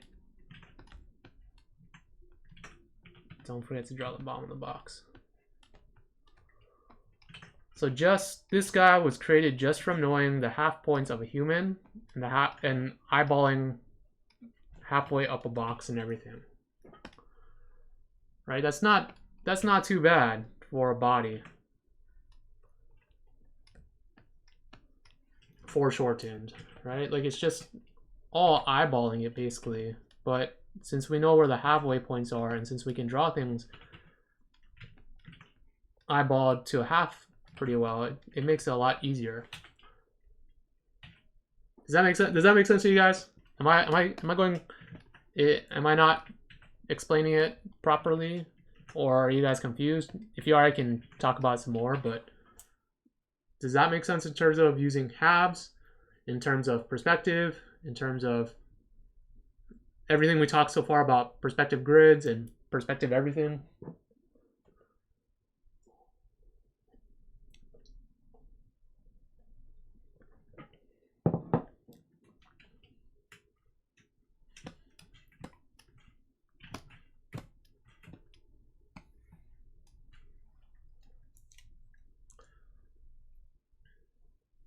Cool. Cool. It's 9:36. Holy smokes. All right. Just to reiterate everything we talked about, let me make a little summary, right? What did we talk about? We talked about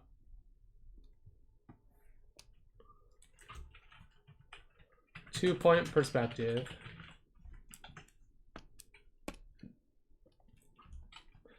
With a box. Two-point perspective. We talked about two-point perspective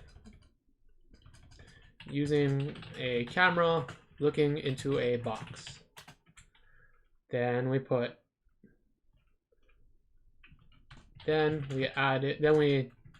twisted the box so it wasn't facing directly at the camera. Then we added a smaller box in the box. This is our person. This is the person. Okay.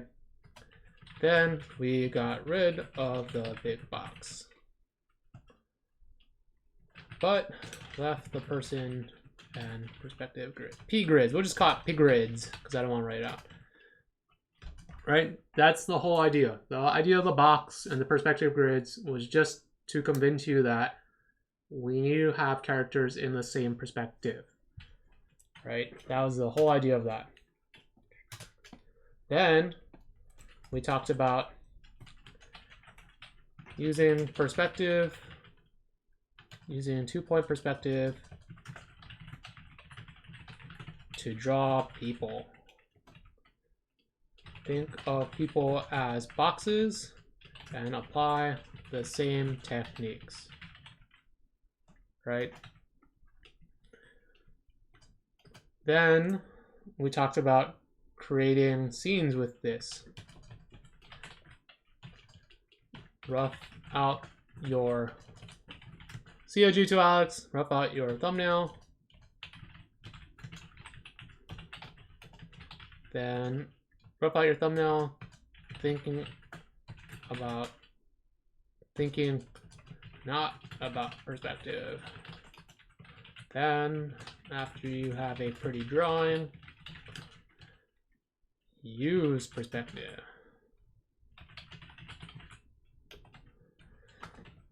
Then we talked about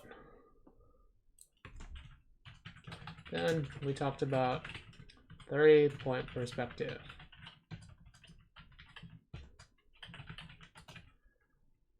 And applied it to everything else we previously discussed.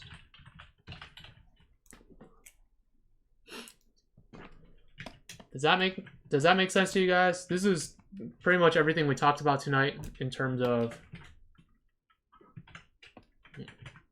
Why is this not working? Oop. This is everything we talked about tonight about perspective and how you can use perspective for your work. This is you just have to take it in steps, and you have to think about connective grids work with 2-point perspective, then you can draw anything you want. Oh no, it froze.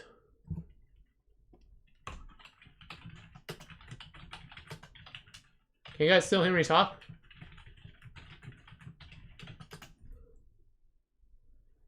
Is it still talking? Oh, just a hiccup. That's not good, but we're back. Is it working? Is it working? It doesn't look like it's working on my side, but I'll trust you guys. So that's everything we talked about in terms of perspective. We have about 20 minutes left, so we're going to talk about storyboards now really quickly. We're going to look at Rayven Storyboards.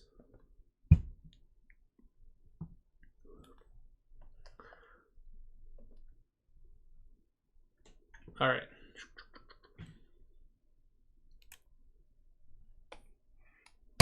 Oh, sorry, I hit the mic.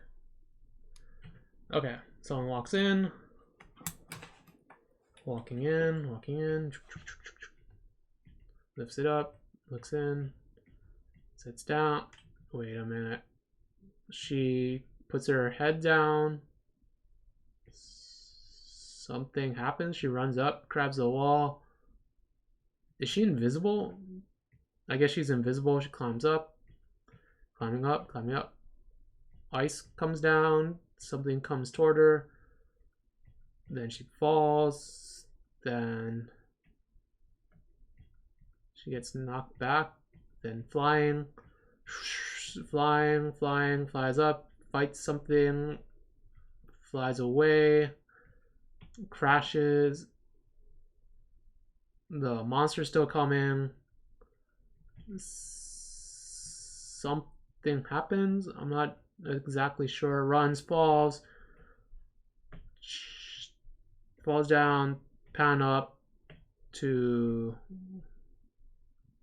giant people, 3 giant people. One of them gets punched, looking through a book, then comes down, then looking through a book, then up, then magic toward the camera, then shrinks the guy down. Wait, what was it? I'm not exactly sure what happened here. And then it runs away, then goes inside, and then sits down. You actually got it. I'm totally going to pass that defense against the dark arts practical tomorrow. Looks no cheating. And then, what? And it falls back down. Like, ugh. Okay. I think you have a pretty cool idea here. I just think I'm getting lost in some of the shots because there isn't enough information for me to go off of. Right? Like, I think some of the shots, it gets a little bit confusing because it's not established properly, I guess is the best way to say it. Hold on. Let me get a cough drop first.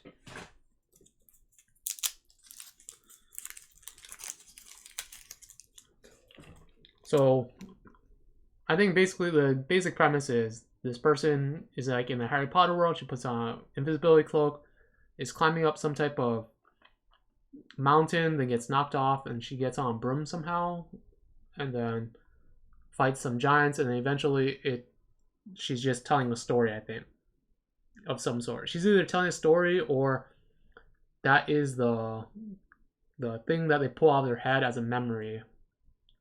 But I'm not 100% sure. Like, I'm not super familiar with Harry Potter, but yeah, I'm not 100% sure. So, okay.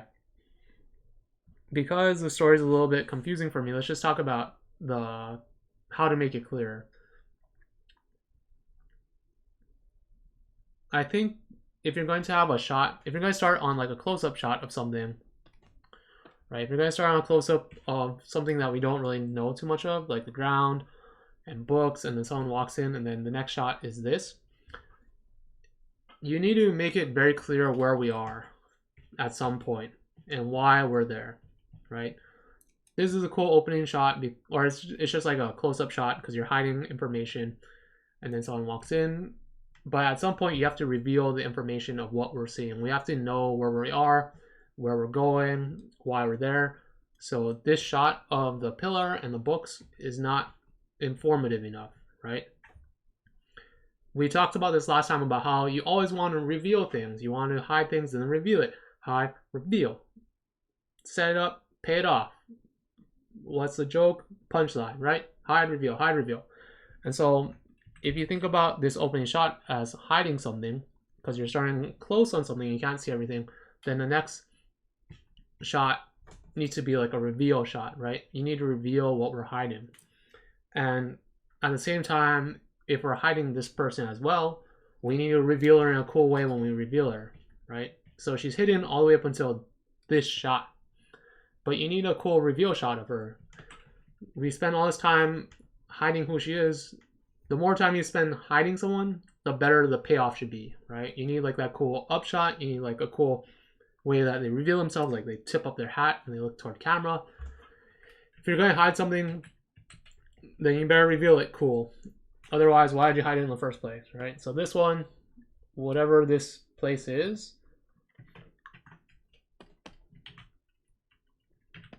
like have it be a cool reveal later on.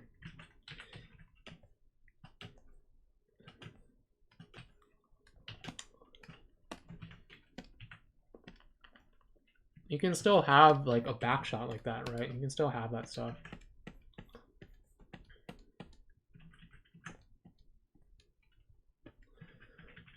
Just because we had talked about perspective earlier, the reason why I draw the perspective vanishing point here is because I imagine if I were to like actually draw all of them out like that, etc., etc. This is more like the camera's POV, right? This is like the camera's perspective versus the things in the space per se. But let's not get too bogged down in the details. Like, I think it's fine to still have her like this. That's cool.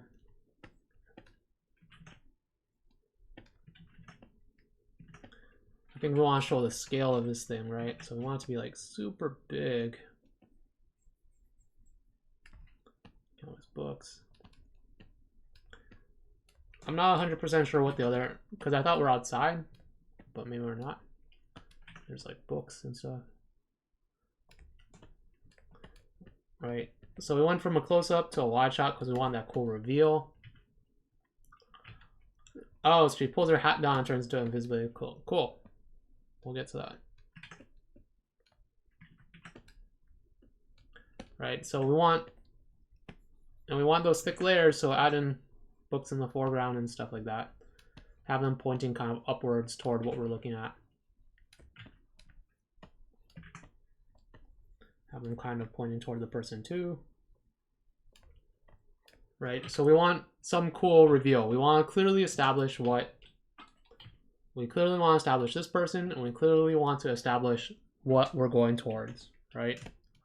So that's the idea with widening out the shot. I do like how you have these compositional elements in yours. It helps frame the person. It helps keep it here. This is cool. Just show us more of it. You could always pan up if it's like that or something. Have the camera pan up to it. Right? For things that are really tall or really long, having a camera move really helps sell the idea of it being really tall or long. So you can do that as well. And then ideally you would want to put whatever she's getting up here, right? Like it sparkles or something. Ping, it sparkles. So that in the next shot, when she pulls up the book, we know what she's looking at, right? So it sparkles here. Then the next shot, we cut close on that sparkling thing.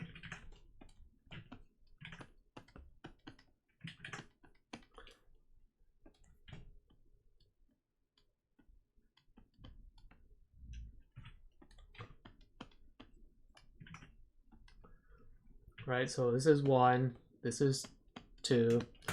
Then shot 3, we go to the book, she pulls it up, we see what she was looking at, we see that the thing that she's looking for is in that tower. Right, so right now everything's connected. And then for the reveal shot, you can do any number of things you want to do. You can have her lower the book.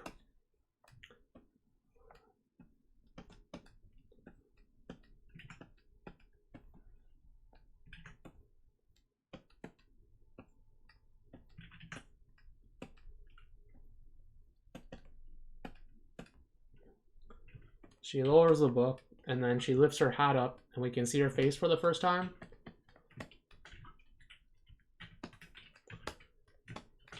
Right, the book goes down, she lowers it, and then we see her face in the next shot, or in the same shot. She's looking up, like that. She's determined. She's like,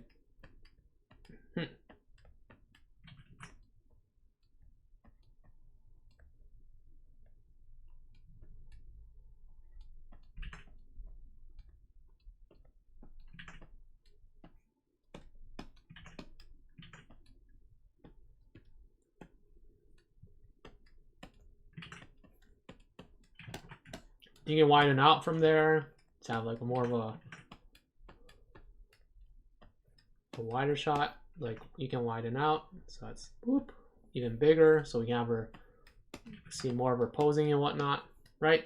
So that's like how you reveal her. You pull the book down, she looks up, she has a cool pose. We know where she's going at already because we already established in the first 2 shots there. Then for the invisibility cloak, that requires a little bit more posing out, I think. It's not very clear what is happening with it. Right, she pulls it down, but this is the first time we're ever seeing this happen.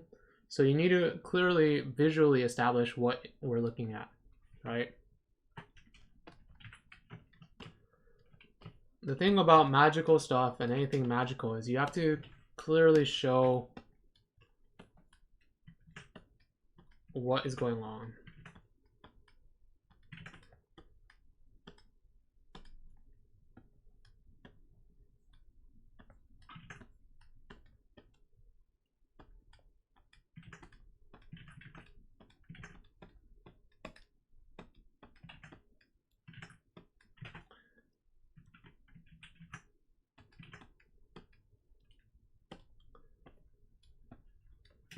So that's 1.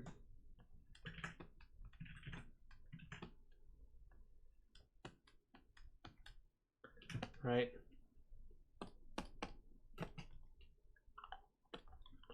Does this make sense to you guys? Is this making sense?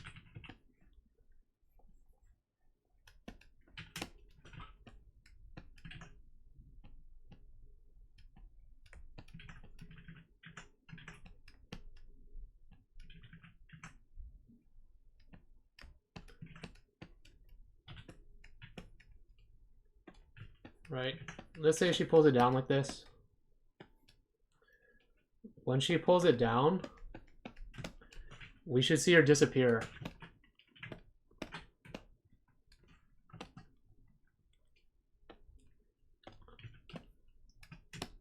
So like, ideally what I would end up drawing is like something like, I'd show it coming down first with the blue. And I don't know if her hat still is visible outside of it.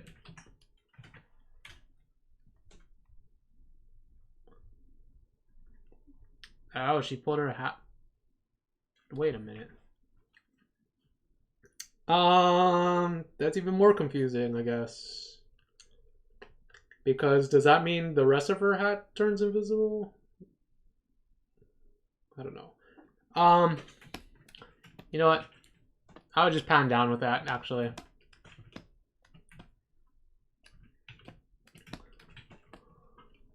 Right, so you pan down a little bit. So we don't show the hat, actually. I'm going to do a cheat. We just pan down. We don't show the hat.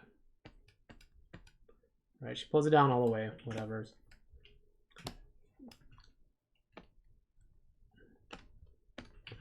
Then the last panel, we see her hand go inside. So her hand is outside right now, like this. And then it goes into this like shimmering cloak. That is the, to show that, to indicate that she's turning invisible, right? We need to like clearly show what it looks like when she's not invisible and when she is invisible. So all of these panels are to indicate that. 1, 2, 3, 4.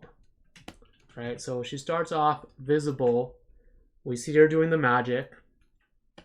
Visible. Doing magic. In between magic. And then end state. Right? Or let's just say invisible. So the idea is, because magic doesn't exist in our world, and because we have to make it very clear that this is something we don't understand, we need to spell it out for the audience. So we need to show like the various stages of it happening. We need to show her visible, her start state. We need to show her doing it as it happens and what the transformation is, what's changing. And then we have to show what happens at the end of this change. We have to show that she's invisible. And that's how, so you can do that in this shot if you want. You can do it in this shot as well. You just need to show her going from a visible state. We need to see the magic happening. And then we need to see her in this pose and then completely disappear. And then this stuff will work fine. I think you would need to go back to another establishing shot right now, because I think just going to the side of the pillar like that is a little bit weird. I'd probably go back to the wide shot we had before of her climbing up it or something, just to make it clearer, because this is very abstract and we've never seen her from that angle before. She grabs it and then something happens. Oh no, oh no, no, no. Right, you need another shot of her climbing up the thing and getting close to it. You go from like this wide shot to the close-up, but we never established where this is in terms of the wide shot. So you need a couple more shots there. Also make sure it hooks up. It looks like she grabs it in this one, but in this shot she's not holding onto it anymore. And something happens. And then something happens. Shake, shake, shake. When this is a fine shot, but when you go to this shot, you might as well just go to her POV, just cut a little bit closer so we can see what she's looking at. I would also suggest cleaning up that drawing so we can clearly establish it as a ghost, or like maybe it's a siren or a specter or whatever's. Oh, she calls her broom. Interesting. I didn't get that earlier. So I think I didn't get that because in this shot, the broom is so tiny, and also it's just one shot. I think you might need multiple shots. You might also need like a close-up of the broom flying in or something, or flying in general.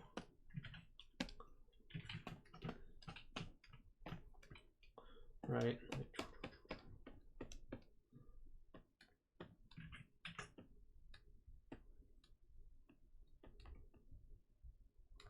Woo, it's flying in.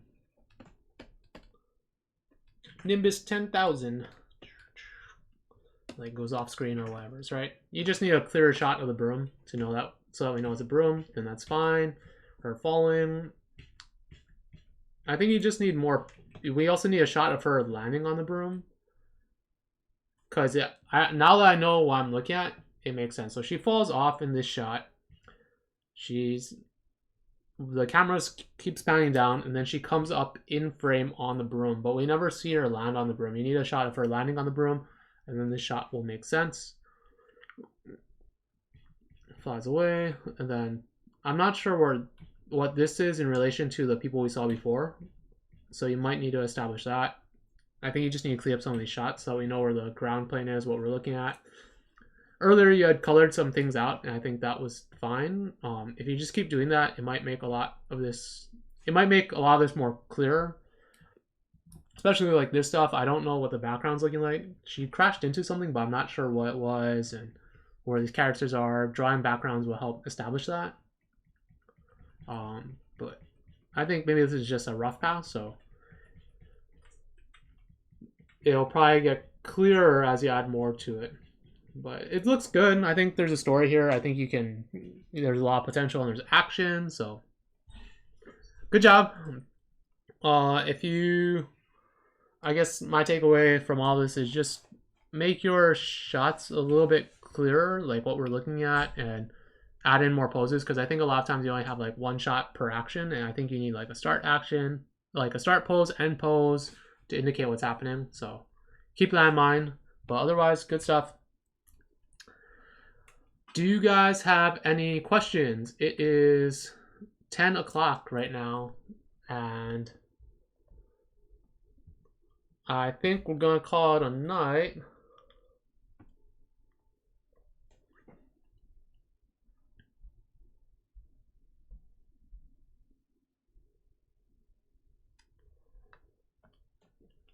Anyone with questions? Anything? It can be about the storyboards. Rayven says, thanks. I just started learning how to storyboard in August, and this is my third ever board, so getting feedback like this is really helpful. If this is your third board, that's really good. I think knowing that, then what I would say is you should probably add in more poses, right? Right now, it's a little bit hard to tell what's going on because there's not enough poses of things. And I think you should try to draw in backgrounds, or at least perspective grids for what is happening, and that will help clear up a lot of the issues of confusion. I'd also suggest looking at people's work and seeing like how much poses they use, like the shots they use. I'd also suggest studying films and doing thumbnails of the shots. Oh, you added stuff to the drive too? Oh shit, you did. Alright. Well, let's go. I'll go through it really quickly. Where is it? Oh man, you uploaded at 9:50. Well, let me go through it really quickly. I'll give you my quick notes, and then I probably won't do any drawings because that'll take a little bit longer, but let me give you my quick notes on your stuff, and you can always submit it next week. I'll be here next week. Rebecca says, do you have any quick tips on not feeling overwhelmed, trapped by perspective grids? Just keep doing it, I guess. Like I said, the idea is it's like a system to help you convey dimensionality to your work. It's not meant to like bog you down or anything, right? It's just meant to help you like indicate space with perspective grids. And think about the box. Always think about the box. Like, the perspective grid should match up to either the person you're drawing or the background you're drawing, right? So if I have a shot like this, right, and I want like a 3/4 upshot, or just a 3/4 shot of a person like that, and you're trying to figure out like, oh, where do I draw the perspective grids, right? Like what will the perspective grids look like in relation to this? Basically, I'll think about the person as a box and just be like, okay, it goes like that. That one goes like that. And then I'm trying to figure out, is the camera at his waist or lower? If it's at his waist, then I'll be like, okay, I'm putting the horizon line right there. There's my one vanishing point. There's my other vanishing point.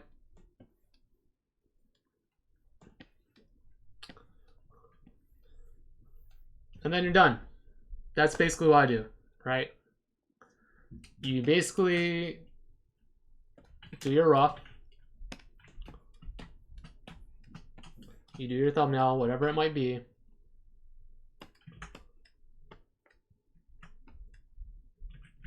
Let's do something a little bit more severe.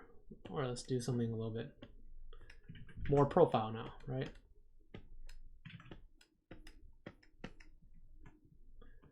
You. I'm talking to you.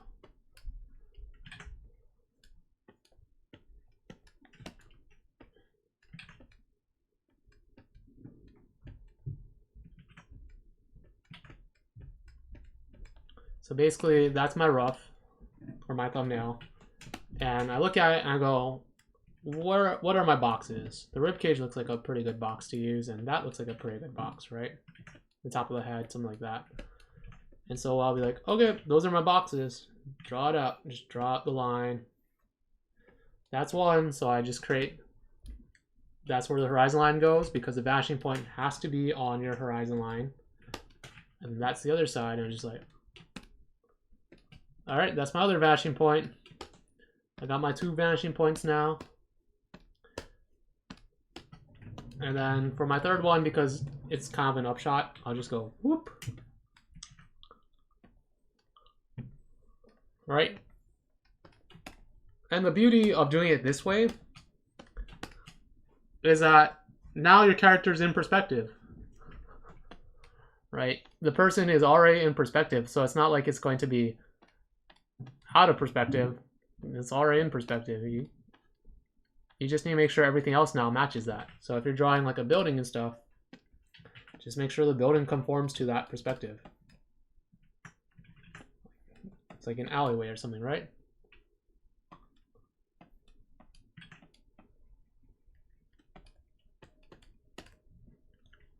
Does that make sense? It's very, you don't have to lay down your perspective grids first. You can do your rough or your thumbnail first and then find the perspective for that, right? And if it doesn't work or it doesn't look good, then change the perspective and then draw the character to that new perspective. And if that doesn't work, then change it again and then draw the character to the new perspective.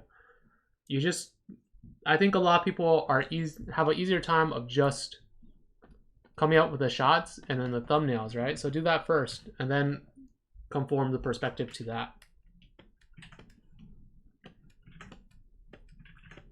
And like I said, just think about half stuff, doing the half thing and half thing. Okay. If you have any questions, just post them up in the chat, Rebecca. Let's look at this really quickly. Oh, look at these fancy drawings. Animated, a stupid rough storyboard. Okay, so we start that. Something comes in. Cool. That's cool. Comes down. Goes.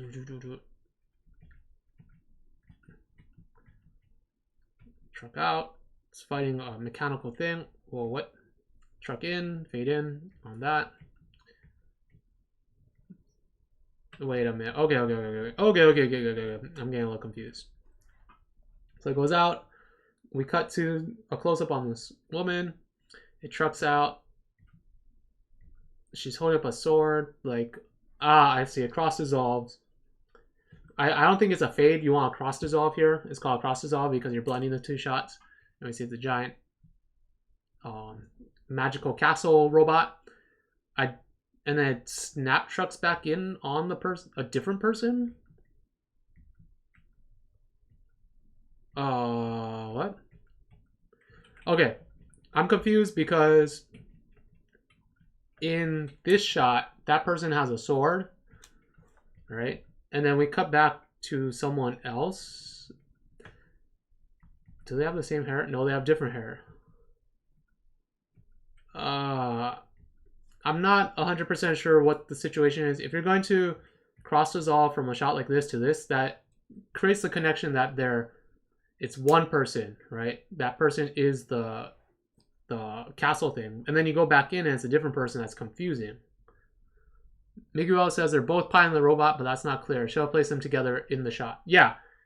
I would suggest putting them in the same shot, having the two people, and then it cross dissolves to the giant robot.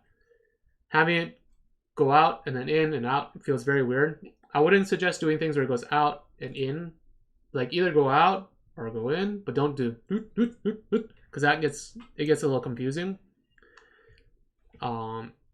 Yeah, they should just both be in the shot, or at least have them share the same space. Comes forward, fighting, boom, throws him down. See, they're in the same shot here. Wow. It's not like they're in different parts of the robot. Whoa.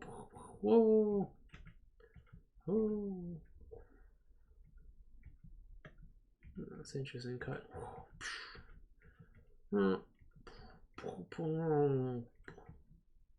Oh, and that's it. Okay.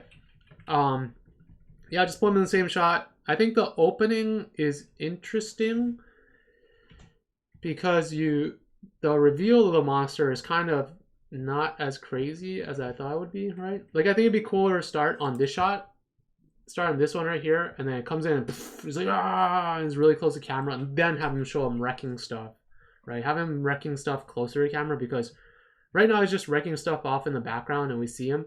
Unless it's a type of thing where you're just hiding him the whole time and you just see things exploding, like, and you see stuff exploding.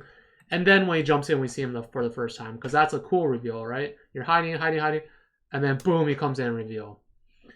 In this case, you already reveal him, so the surprise is not there.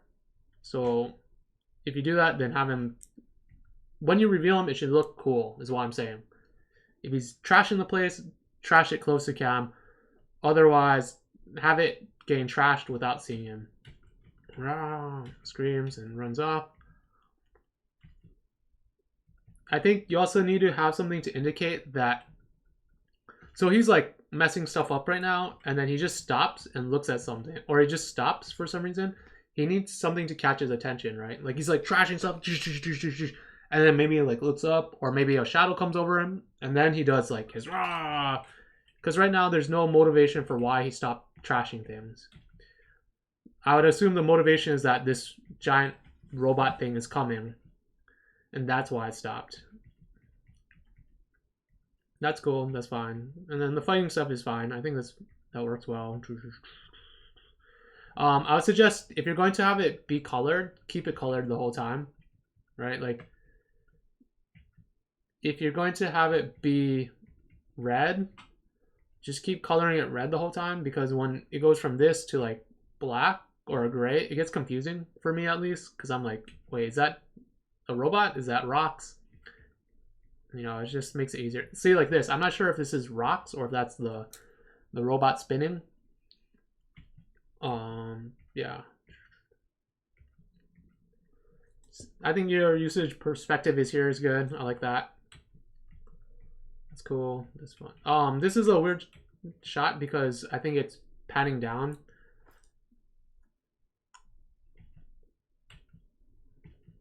yeah. But otherwise, I think you're heading in the right direction. It'd be cool to see more stuff, but yeah, just remember like revealing things and motivating your shots by having things happen in the shot, like having something catch their attention, or connecting the shots together by having someone look at something and be like, why are they looking at it, close up, etc., etc. But for now, I think it's going well, and I like the monster, and I like the castle design. I think that's pretty cool. So keep up with it. Does anyone else have anything else to talk about? Any questions? Any comments? If you guys haven't subscribed already, subscribe to my YouTube channel. Like it if you like what you see. Check out my other videos. I've talked about perspective before and shot choice. Those are more just like straight up lessons versus this where I'm reviewing stuff. And I talk about shot choice. I talk about motivating cuts. I talk about perspective again. I talk about camera lenses, which we didn't get into, and camera lenses deals with perspective, and maybe we'll talk about that next time. But yeah, like and subscribe. If you don't, you don't. If you do, cool. And if there's no more questions, I'm going to hit the joke book. Hitting the joke book. I'm going to that joke book. You can't stop me. Going to it right now. Oh, it's coming up. It's coming up. Oh.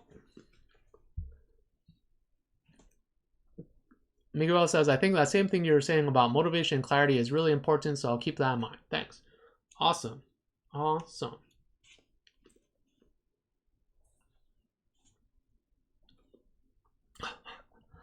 No more questions? No more questions, anyone? No questions about perspective? About food, ramen tips, how to cook panna cotta, curry, anything? Nope, no, okay. So, what do you call a parrot that wants to be what do you call a parrot that wants to be president?